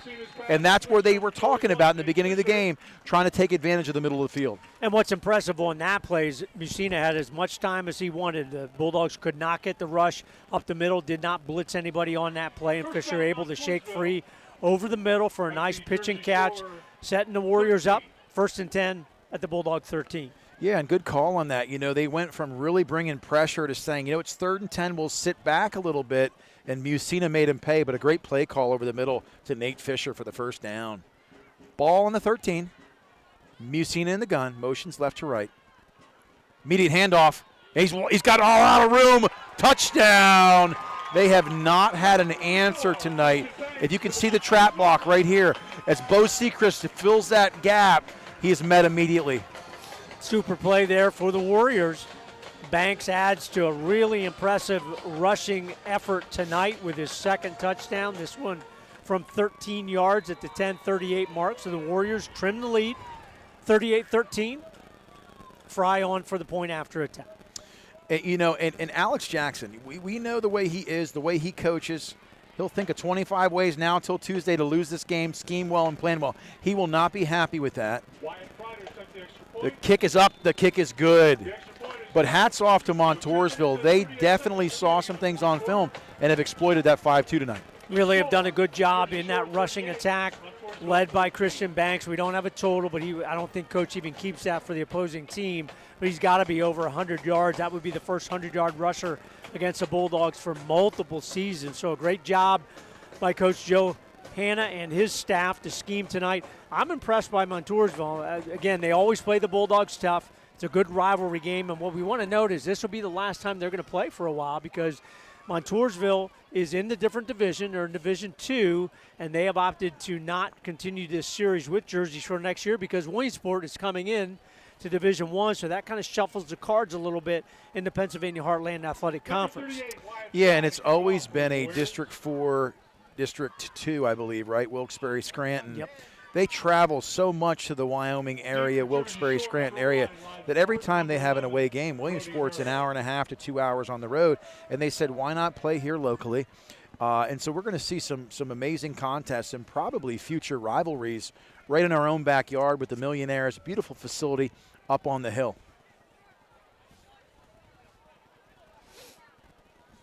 .38 to go here in the 4th quarter. Again, Montoursville looking great on offense. That one play the Dogs have not had an answer for tonight is a delayed counter to the left side of the line. And in number 44, Christian Banks has had a field day, and he's only a sophomore. Fry to kick off. It's a squib. Bo Sechrist picks it up, gets down to the outside, hold on to the football. He does, covers it up. 35-yard line. Good starting position for the Dogs offense. Yeah, well, again, we're going to give a shout-out. Kickoffs brought to you all season long by Joe's Equipment, our patron sponsor, Stephen and Alicia Wadsworth. Our out-of-town scoreboard brought to you by Tie Dot and Embroidery, and a shout-out to Duke Frabel all season long. And then our player of the game coming up here in 10:33, Mountaintop and Provisions. Go see them in the beautiful Pine Creek Valley. Loomis still in the game. Again, Paul Hale. It is Paul Hale. Nope, that's Loomis. Loomis down around the outside. So Loomis keeps it. Paul Hale's into the game at receiver. When I heard he was into the game, I thought he was in at quarterback. But, again, the soft cast on the right hand prevents him from taking reps tonight at QB. Be good for the Bulldogs to put together a nice drive. Loomis's first designed run of the ball game. Trips left, Loomis in the gun, 2nd and 7. Immediate handoff up the middle. He breaks free. Down the outside, Elijah Jordan keeps running, 40, 35. He's still on his feet. Good hard run. Good hard run by Elijah Jordan. Great to see him back after really a game and a half off because he did not play at all in the second half of that game in Allentown against Executive Education Charter School. Great to see Elijah because he's such a weapon for the Bulldogs. 1st and 10, 33-yard line. Loomis going to run the option. He's going to pitch it. It's late. Good pursuit by Montoursville. Dragging that play out, the loss of one. They have had an answer tonight for the option for certain. Well, you know, a couple weeks ago when they lost to Southern Columbia 21-0, that was 14-0 late in the ball game till Southern scored, and they really shut out the rushing game of the Tigers. 2nd 11, Loomis up the middle. Elijah Jordan, shifty, tries to bring it outside, but no. Great tackle on the play. Slow to get up. That tackle's made from the right side of the line by number 41. That Fisher boy's been good tonight too. Really cannot dance in the hole against this Warrior defense. They're quick enough and good enough size that they can run you down, really stout against the run there. 3rd and 13. Loomis is going to look to the left side all alone. Paul Hale, he's being held. They're going to let him play on that. They're not going to throw the flag. So, interestingly enough, we'll see if the Bulldogs punt. I would likely think they would on 4th and 13. Yep, Brody Herr coming in here. The punt team shuffling in and out. So that's a change as well, that a whole new punt team comes in here. Offense goes off. Brody Herr drops back. 9:22 to go here in the 4th quarter. Bulldogs are going to punt this one away. Late to get on the field. Luke Ryan. Flags on the play. So the Bulldogs did not have enough on the line of scrimmage. You've got to have 7. They were short a man with 9:21 to go in the 4th quarter. Going to back them up 5. That really doesn't hurt them. Maybe it helps them. 4th and 18. Brody Herr on to punt. Snap is back. Kick is away. Angled to the outside. They're going to walk up on this one. Probably around the 22-yard line. Yeah, it looked a little better when it left the foot. Then it just kind of drifted and really kind of blew right off the field. So not a whole lot of yardage on that exchange. 9:15 to go here in the ballgame. Bulldogs do lead 38-14. But I have to tell you, the Warriors have played very, very well in the second half, particularly on the offensive side of the football. You know, if Montoursville had 1 or 2 more pieces, really, they're a good football team. Musina throws over the middle. They're exploiting the middle to number 25. Beautiful catch by Michael Reeder, and that's just wide open in that zone.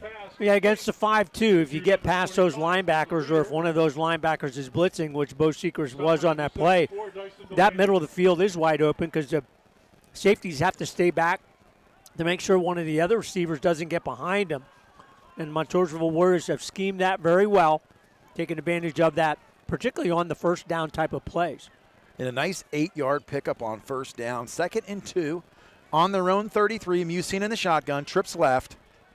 Snap is back, immediately to the flats. Wide open, slightly overthrown. Messina's pass intended for James Williams, incomplete. And if you notice, the Bulldogs right now are content with playing off the line, giving them the 3 to 5 yards, and they're going to take that. Dyson Delaney in on the defensive line as well. Good to see again. Just some different players getting some snaps in there. Dammer had played almost all of the ball game up to this point. 3rd and 2 now. 8:33 to go, 4th quarter. Montoursville looking to tack another touchdown on the board. Handoff immediately up the middle. Boom, met. And a loss of about a half yard on that play. Surprisingly, but that was a big, big tackle. Caden Walker, Bo Seekers, they are a dynamic duo in there. I'll tell you, Caden Walker, very, very good first-year starter up front for the Bulldog defense. In Montoursville, looks like they're going to roll the dice here. Musina bringing the play in again. 4th down and 2. See if they go with the hard count. They have not had an answer tonight for the counter play. Trips left. Musina going to look to the flats. Pass the ball. Beautiful catch. First down. Going to move the chains. Pickup of about 5 on that play. So beautiful pitch and catch. Well, that's the play that they went to the last time to Bloom on 4th down where he kind of skipped the throw there. He made a much, much better throw. Thought that was Eberhardt, but it was on the other side of the field. Could not see the number, but a good conversion there for Montoursville. Clock running here at 7:40 to go in the ball game. And again, the Bulldogs lead 38-14. Montoursville just has always had an exceptional program. And for them to be hanging around tonight, you know, they've really looked good at times. 7:20 to go. First down and 10, 39-yard line, right to left. Musina looks again over the middle, throws it deep. He's got him beat. Evan Snyder makes a beautiful catch. Evan Snyder looked beat for a second, but he quickly recovered. High pointed the football, big turnover. So in the last 4 ball games, I believe I'm correct on this, Evan Snyder, he has had multiple interceptions. in that 4-game stretch, but the Bulldogs an unbelievable 17 interceptions, led by that 7 against the Wildcats of Mifflinburg a couple weeks ago. Yeah, it's been incredible the last several games. The floodgates have opened when it's come to pickoffs, and the defense has done a great job. They've bent, but they've not been broken. Pivotal turnover at a key time. Loomis still in the game. Trips right, 1st and 10 on their own 30. Hands off immediately up the middle. Elijah Jordan, and there's just really been nothing there tonight. If we took a video of everything from the center to the left tackle on the left side tonight, Montoursville's really played it tough. They really have played very, very well up front. That one led by Ethan Bloom, number 71, leading the way. They've kind of pushed around the Bulldogs up front on the defensive side, particularly here in the second half. Bo Sechrist to the slot on the trip side. Loomis throws immediately to the flats. Caught by Paul Hale. Paul Hale gets 3 or 4 of those yards back. Going to bring up 3rd down and 9. That might be Hale's first catch of the season, maybe the first catch of his career. Nice pitching catch again. Great to see him get worked in. He is a very good athlete from that junior class. And Paul Hale has wheels. Love to see him get the ball one-on-one and have a chance to make a break and get north and south. Well, the Bulldogs doing a nice job here, working the clock a little bit, something they don't normally do, but it's something that they should do here. Let that clock run down, let Loomis take control. Loomis in the shotgun. It's 3rd and long, 3rd and 9. He's going to look to the left, back to the right side. That might be a 1st down. They're going to mark him short. Yeah, it came up and caught it. I wondered if he turned around just enough maybe to get it. That was Whitman on that catch, but popped out of bounds just shy of that. I think you have to punt this one away. Boy, it'd be nice to go for it, but they haven't been successful running the football, so I think you might run it down here and then set up for Brody here to punch this one away, but we'll see what Coach Gravish calls. At the end of the day, you really don't gain anything by going for it and not getting it. Even if they do get it, you're up 38-14.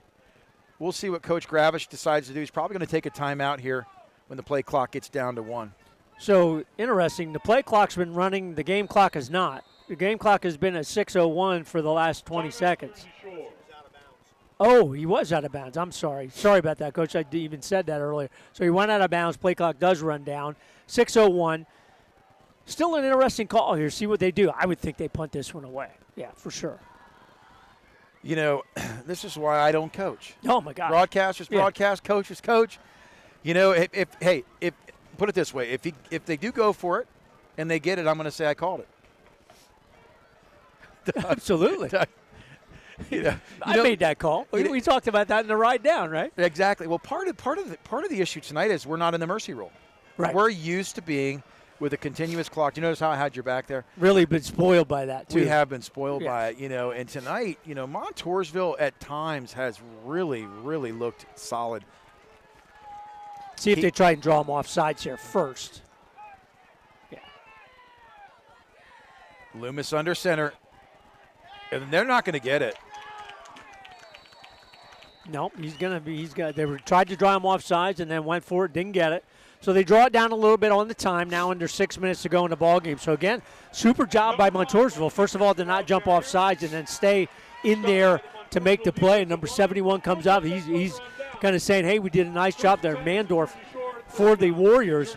So if you're Montoursville, you're saying, hey, we have 6 minutes to go here. We want to put a quick one in, see if we can get back in this ball game, something the Bulldogs have not had to contend with for really over a couple seasons in the regular season. And, again, nothing wrong with that. You want to be challenged, and they are being challenged at times here tonight by the Warriors. I said playing at Montoursville is never an easy place to play. Musina in the shotgun, 39-yard line, 1st and 10. He's going to look to the flats. Oh, nearly picked off. Malk had a beat on it. Really good reaction there by Talon Malk. He saw that one coming all the way and really made a nice break on the football to break it up, tipped it up in the air. Not just enough time to get underneath that one for interception number 18 in the last 4 ball games. Yeah, and that's a crazy stat. 18 picks in the last 4 games. This is the 4th game of the road stretch, and you can also tell we've been playing on the road. Oh, my God. It was a brutal 4-game stretch. Wears you out as a team. 2nd down and 10, 39-yard line. Musina under center. He pitches it to the right. Good job by Malk turning it up inside. The key on that play was getting the cut back up inside. Tackled nicely on the play by number 10. Luke Thompson, Preston Beatty in on the tackle, as well as number 74, and that is the Dyson Delaney. Really nice job to see these players that normally don't get a whole lot of snaps on the defensive side. You call them out, Nate, to really be doing a nice job. Every snap, more experience for them, really just adds to the depth for the Bulldog defense. 3rd and 8, 37-yard line. Montoursville looking to move the chains. Musina in the shotgun, twins left. Going to roll left. He's a lefty. Beautiful throw to the pylon. Perfect pitch and catch. Great route running on that by number 17, Todd Crawford. Really good job. Got past the sticks. Really solid and quick delivery there by Jimmy Musina for the conversion. Just over 5 minutes to go. 5:06 to go as they reset. Now clock running again. Bulldogs maintain that 38-14 lead. Number 22, Hayden Harvey into the game for Montoursville, number 22. They're talking about Montoursville being a couple years away from some huge success with so many young people. 1st and 10, here comes the counter back across the field. They've been successful with it all night. 41 gets it, but he's met by Bo Sechrist, and Bo got a hat on a hat. Wow, super one-on-one tackle there. Good recognition by the Bulldog defense. But the Montoursville Warriors still had that block real well. If Bo Sechrist doesn't make that tackle, that could go for a long gainer by Banks, but he does. Actually ends up with a tackle for a loss. Going to bring up 2nd and 11. And, you know, you see certain tendencies, and obviously that play's worked well for Montoursville tonight, but Coach Hale saw a formation. He said, hey, it looks like they're going to run the counter, and sure enough it was. The difference was Bo Sechrist finally got in position. He didn't get blocked, and he was able to make that tackle one-on-one. 2nd down and 11, 3:58 to go. Musina in the shotgun, trips right, looks to the single side, on the slant in, and dropped. Well defended on the play by Whitman, intended for James Williams. Peyton Whitman really has become a very solid defender there. So hard, you can't get inside the guy there to defend him, but still you got the hands in there to not give him a clean opportunity to make the catch. Bats that one away for the incompletion, does Peyton Whitman. And you're right, you know, that's incredible. You know, you see so many small corners in the NFL that do just a great job. Whitman is not the biggest guy on the corner, but he's turned into a really tough nugget on the edge. 3rd down and 11, 3rd and long. Musina in the gun, looks to the right, throws to the flats. It's caught by number 17. It's going to be short. Caught by Todd Crawford. Musina's pass complete to number 17, Todd Good Crawford. Defense there by Evan Snyder, and then initially Luke Thompson coming in to help clean that up as well. So it'll bring up 4th down, 4th and 6. Very manageable here. Clock continues to run, 3:30 to go here in the ballgame. Yeah, interestingly enough, with Fry's leg, you would almost think they'd go for a field goal here, but they're going to try. They're going to try for a 1st down.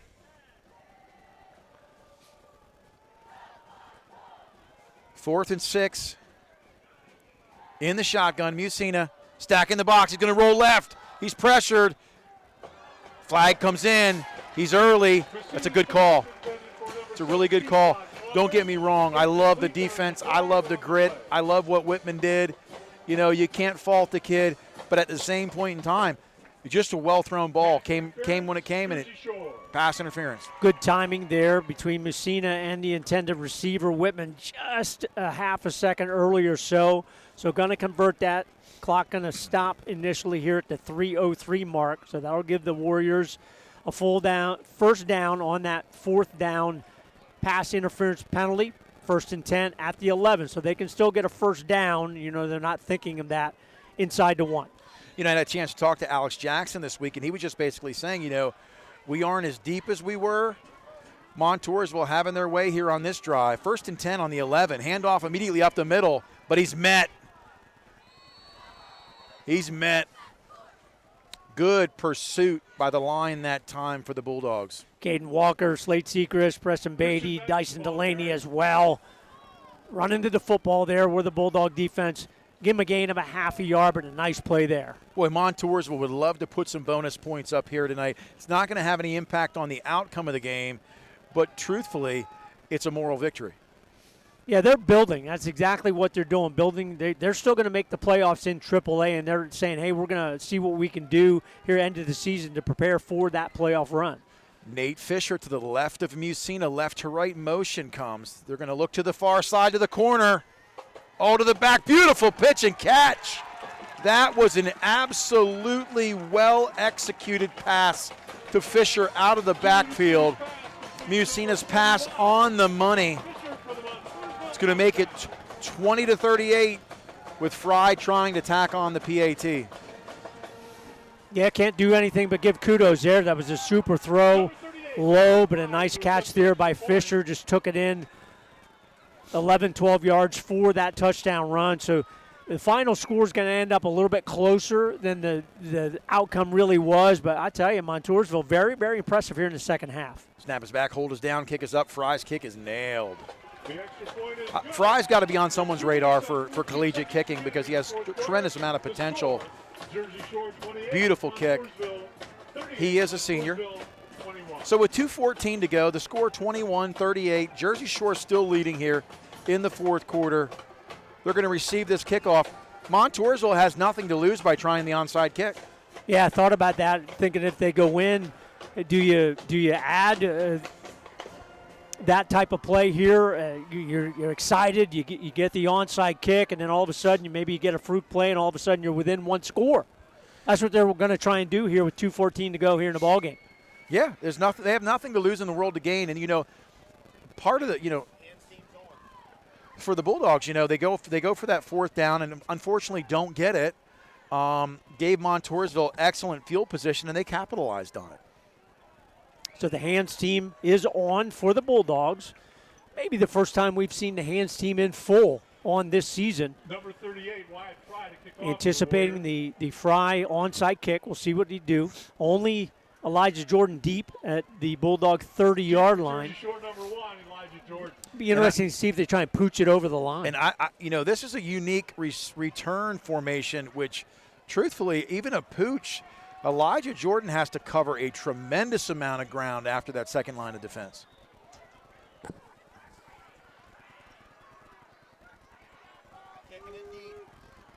Here comes a deeper kick.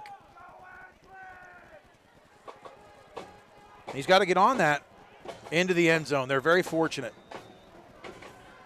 So they choose to pin him deep, play defense. Bulldogs will come out. 1st and 10 on their own 20. So Montoursville saw the lineup, didn't want to take the chance with the hands team. Fry was really not trying to kick that one into the end zone. Landed at about the 15-yard line or so, but skipped enough just to get into the end zone. So the Bulldogs do take over. 2:14 to go here. Interesting to see if Montoursville uses the timeouts if they get a stop on first down. Counter back across the left side. Nice pickup. So, Doug, earlier tonight I asked for people to post on the chat column the distance they're viewing from tonight. We gave a shout-out to Monroe, North Carolina. Here's one out to San Antonio, Texas. Thank you for tuning in tonight. Really appreciate it. Again, our sponsors all season long. We really appreciate all of you. But, folks, keep in mind, playoffs are coming up here in just a couple weeks. That changes the whole dynamics in regard to what we need to pay to the PIAA. If you're not a sponsor, or if you are a sponsor, think about coming on board for the playoffs or joining us as a new sponsor for that postseason play. 2nd down and 8. Loomis hands off. Tackled for a loss. Yeah, and that'll be something they're going to have to work on because, man, they can't dance in the backfield because you're giving up 5 yards there, and Montoursville takes advantage of that. They get the big tackle for a loss, and they call the timeout, and you just say, hey, we got you pinned deep. Now are you going to throw it on 3rd and long and stop the clock if you don't get a completion? And we've got a couple timeouts, and we can get within one score in the ball game. So Montoursville really has played well here in the second half, particularly on the defensive side. The Bulldogs have some things to work on in the rush game because Montoursville has kind of owned that front here in quarters number 3 and 4. 1:24 to go, and I'm thinking reverse. Something they haven't run too much at all this season. Yeah, but boy, running side to side against the Warriors has been tough. They're quick. They are very, very quick. Yeah. 124 to go. They're moving backwards. You talked about the sidestepping in the backfield and taking a loss. That you can develop some really bad habits and tendencies that don't bode well for the latter part of the season. So 3rd down and 13, Loomis in the gun, trips right. They are going to throw the football. Loomis steps up and he takes the sack. Montoursville burns another timeout. Montoursville still has one left, so they burnt through 2 of 3, but they're going to get the football back, and you know something? They want to put another score on the board. Well, they're going to put pressure on here and go for the block. I wouldn't be surprised at all. Maybe they won't because you're going to field it around maybe the Bulldog 40, 45-yard line. So they're going to take advantage of this timeout. Eberhardt will be back deep to return, number 14 for Montoursville. He's an athlete. And don't be surprised if they bring everything but the kitchen sink on this one, Doug, for a blocked punt. Coach Gravish and the other coaching staff for the Bulldogs talking about things. Very impressive second half here for Montoursville under the direction of Coach Joe Hanna. They have really made some adjustments. Bulldogs have not been able to rush the football at all here in the 3rd and 4th quarter. They're going to bring the house. They've got one return man, number 25, going to do the duties. Michael Reeder. Brody Herr's going to have very limited time to get this one off. He does. That's a great kick. Great kick. Reeder gets it, and he's snowed in by Luke Thompson. I'll tell you, that was one of the lowest punts, Doug, I've seen in quite some time. Brody Herr did the thing you have to do, or knew the pressure was going to come, take one step and just get it out of there, and he did, and really got a nice roll there. But super coverage by the Bulldogs special teams on that play. The Montoursville return team, particularly on the kickoffs, has been really good there. They stop him pretty much where he touched the football at the Bulldog 47-yard line. But, Messina's going to air this one out. Still a minute 10 to go here in the ball game. It'll be a 1st and 10. Jimmy Messina has looked good tonight. Ball on the 47 of the Bulldogs. Snap is back. He looks to the flats. He's going to go up top. And that's one of those you hope hits the ground. Evan Snyder jumped the route, did a nice job, but that ball danced in the air a little too long. Yeah, had a chance for his second interception of the ball game. Really made a nice adjustment there, but you're right, Nate. You want to see that one get to the turf as quickly as possible. So Warriors take a shot down the field. Won't be surprised if they do so again on this play. Great night tonight. Hats off. The stands here applauding number 44, Christian Banks, as he comes off the field. He's had a great night. Trips right. Messina in the shotgun. 2nd and 10. Snap is back. He's going to look over the middle. Immediately hit. Bo Sechrist is there. Doesn't get the first down. Clock will still run. They still have a timeout. They're not going to burn it. Stop by number 5, Bo Sechrist, number 28. It'll be 3rd down and 2-yard line. 2 yards. Messina running the play in. Boy, they're burning a lot of clock here.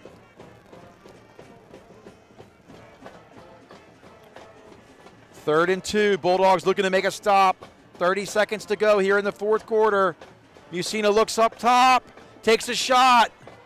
Overthrown. Whitman on the play. Good coverage. They just ran out of real estate. What's nice to see there with Peyton Whitman, he knew he was one-on-one, put himself in good position, but he looked back to the football because then you have a clear chance to make a play. Can't get that pass interference. Falls harmlessly, incomplete on the play. Clock there stopped, 25.9 seconds to go. Bring up 4th and 2 for the Warriors. This has been a tale of two cities tonight. Turnovers for the Bulldogs, some missed opportunities, but a never say never, never say die attitude from the Montoursville Warriors. They haven't given up. 25 seconds to go. 4th and 2. Messina looks to the flats. Pressure coming. Gets it off. Incomplete. Bulldogs turnover on downs. They're going to come out, take a knee, and that should be the ball game. Ball intended for Ki Dara on 4th and 2. Again, good coverage by Peyton Whitman. Solid all season, and particularly all game long here in the pass defense. So that should be, or will be, coming up here, the last play of the ball game. 22 seconds ago. Warriors going to fall here to the Bulldogs, 38-21. Loomis takes a knee. Clock will run out. Montoursville will not take the timeout because they don't have enough. Bulldogs are going to win this one 38-21. It was a tough contest on the road. Hats off to Montoursville here at homecoming. Not going down easy, but this marks the end of a 4-game road stretch. The Bulldogs will be off next week. There is no Week 9 game, and then they'll be back the following week at home in Central Mountain. We're going to pause for commercial. Come back with the player of the game, your Mountaintop Inn and Provisions player of the game. You've been listening to Jersey Shore High School football on the Bear Country Sports Network. It seems like the cost of everything is on the rise, but Erie Insurance can help make sure your auto insurance premium isn't one of them. Avoid rate increases with Erie Rate Lock. Even if you have a claim, your rates won't go up until you change your car, driver, or address. Your local Erie agent is Brigandy, Gleghorn, and Hafley. Get a quote today. Erie Rate Lock is not available in all states. Other conditions and limitations at erieinsurance.com. Go to erieinsurance.com for company licensure and product details. Everything costs more, and lots of us are worried about how much we'll spend this coming winter to heat our homes. Make sure to call Hollick's Colon Oil in Jersey Shore. 570-398-1190, providing stove, nut, pea, buckwheat, and rice coal, heating oil, outside mix kerosene, and off-road diesel. A fixture in the Jersey Shore community for the last 72 years. Hollick's Colon Oil, ready to keep you warm this winter. 570-398-1190, online at hollickscolonoil.com. There's still an Agway in your local area. X-Agway in Jersey Shore. They have been supplying the community for years. X-Agway, everything you'll need to win the seasonal fight, whether it's fertilizer and lime for lawn and garden season, or rock salt and ice melt for the winter weather. Right now, it's time to set your food plots and grab wood pellets from X-Agway. 112 Harris Street, Jersey Shore, X-Agway, local people taking care of local people. 570-398-2770. If you want to sell a house or buy a house, make it Anchor Realty in Lock Haven. Dave Winkleman and his team are ready to help you. Dave's a Jersey Shore graduate. He's ready to help fellow Bulldogs get that deal they want. He's motivated to market your home and find you a new one. 570-858-0777 for Dave Winkleman and the team at Anchor Realty. Ask Dave how he can guarantee your home will sell within 90 days. 57 Belfont Avenue, Lock Haven. Anchor Realty, ready to serve you. 570-858-0777. My daughter is normally a little goofball. But after a bad night's sleep, she's too tired to be anything. That's why I trust Pure Z's Kids. Pure Z's Kids is mindfully formulated just for kids. Their non-habit forming, drug-free products help my daughter fall asleep naturally, giving her the rest to be her best. I'm a dinosaur. Her best dinosaur. Pure Z's Kids, for ages 4 and up when needed. Explore our products at zquill.com. These statements have not been evaluated by the Food and Drug Administration. This product is not intended to diagnose, treat, cure, or prevent any disease. B.A. Meixel is a local residential, commercial, and industrial electrical contractor. With over 10 years servicing North Central Pennsylvania, B.A. Meixel has built relationships with home and business owners in Jersey Shore and beyond. Trust B.A. Meixel's trained electricians for all of your electrical needs. Take advantage of their industry-leading warranties. Call 570-398-7837 today to find out more.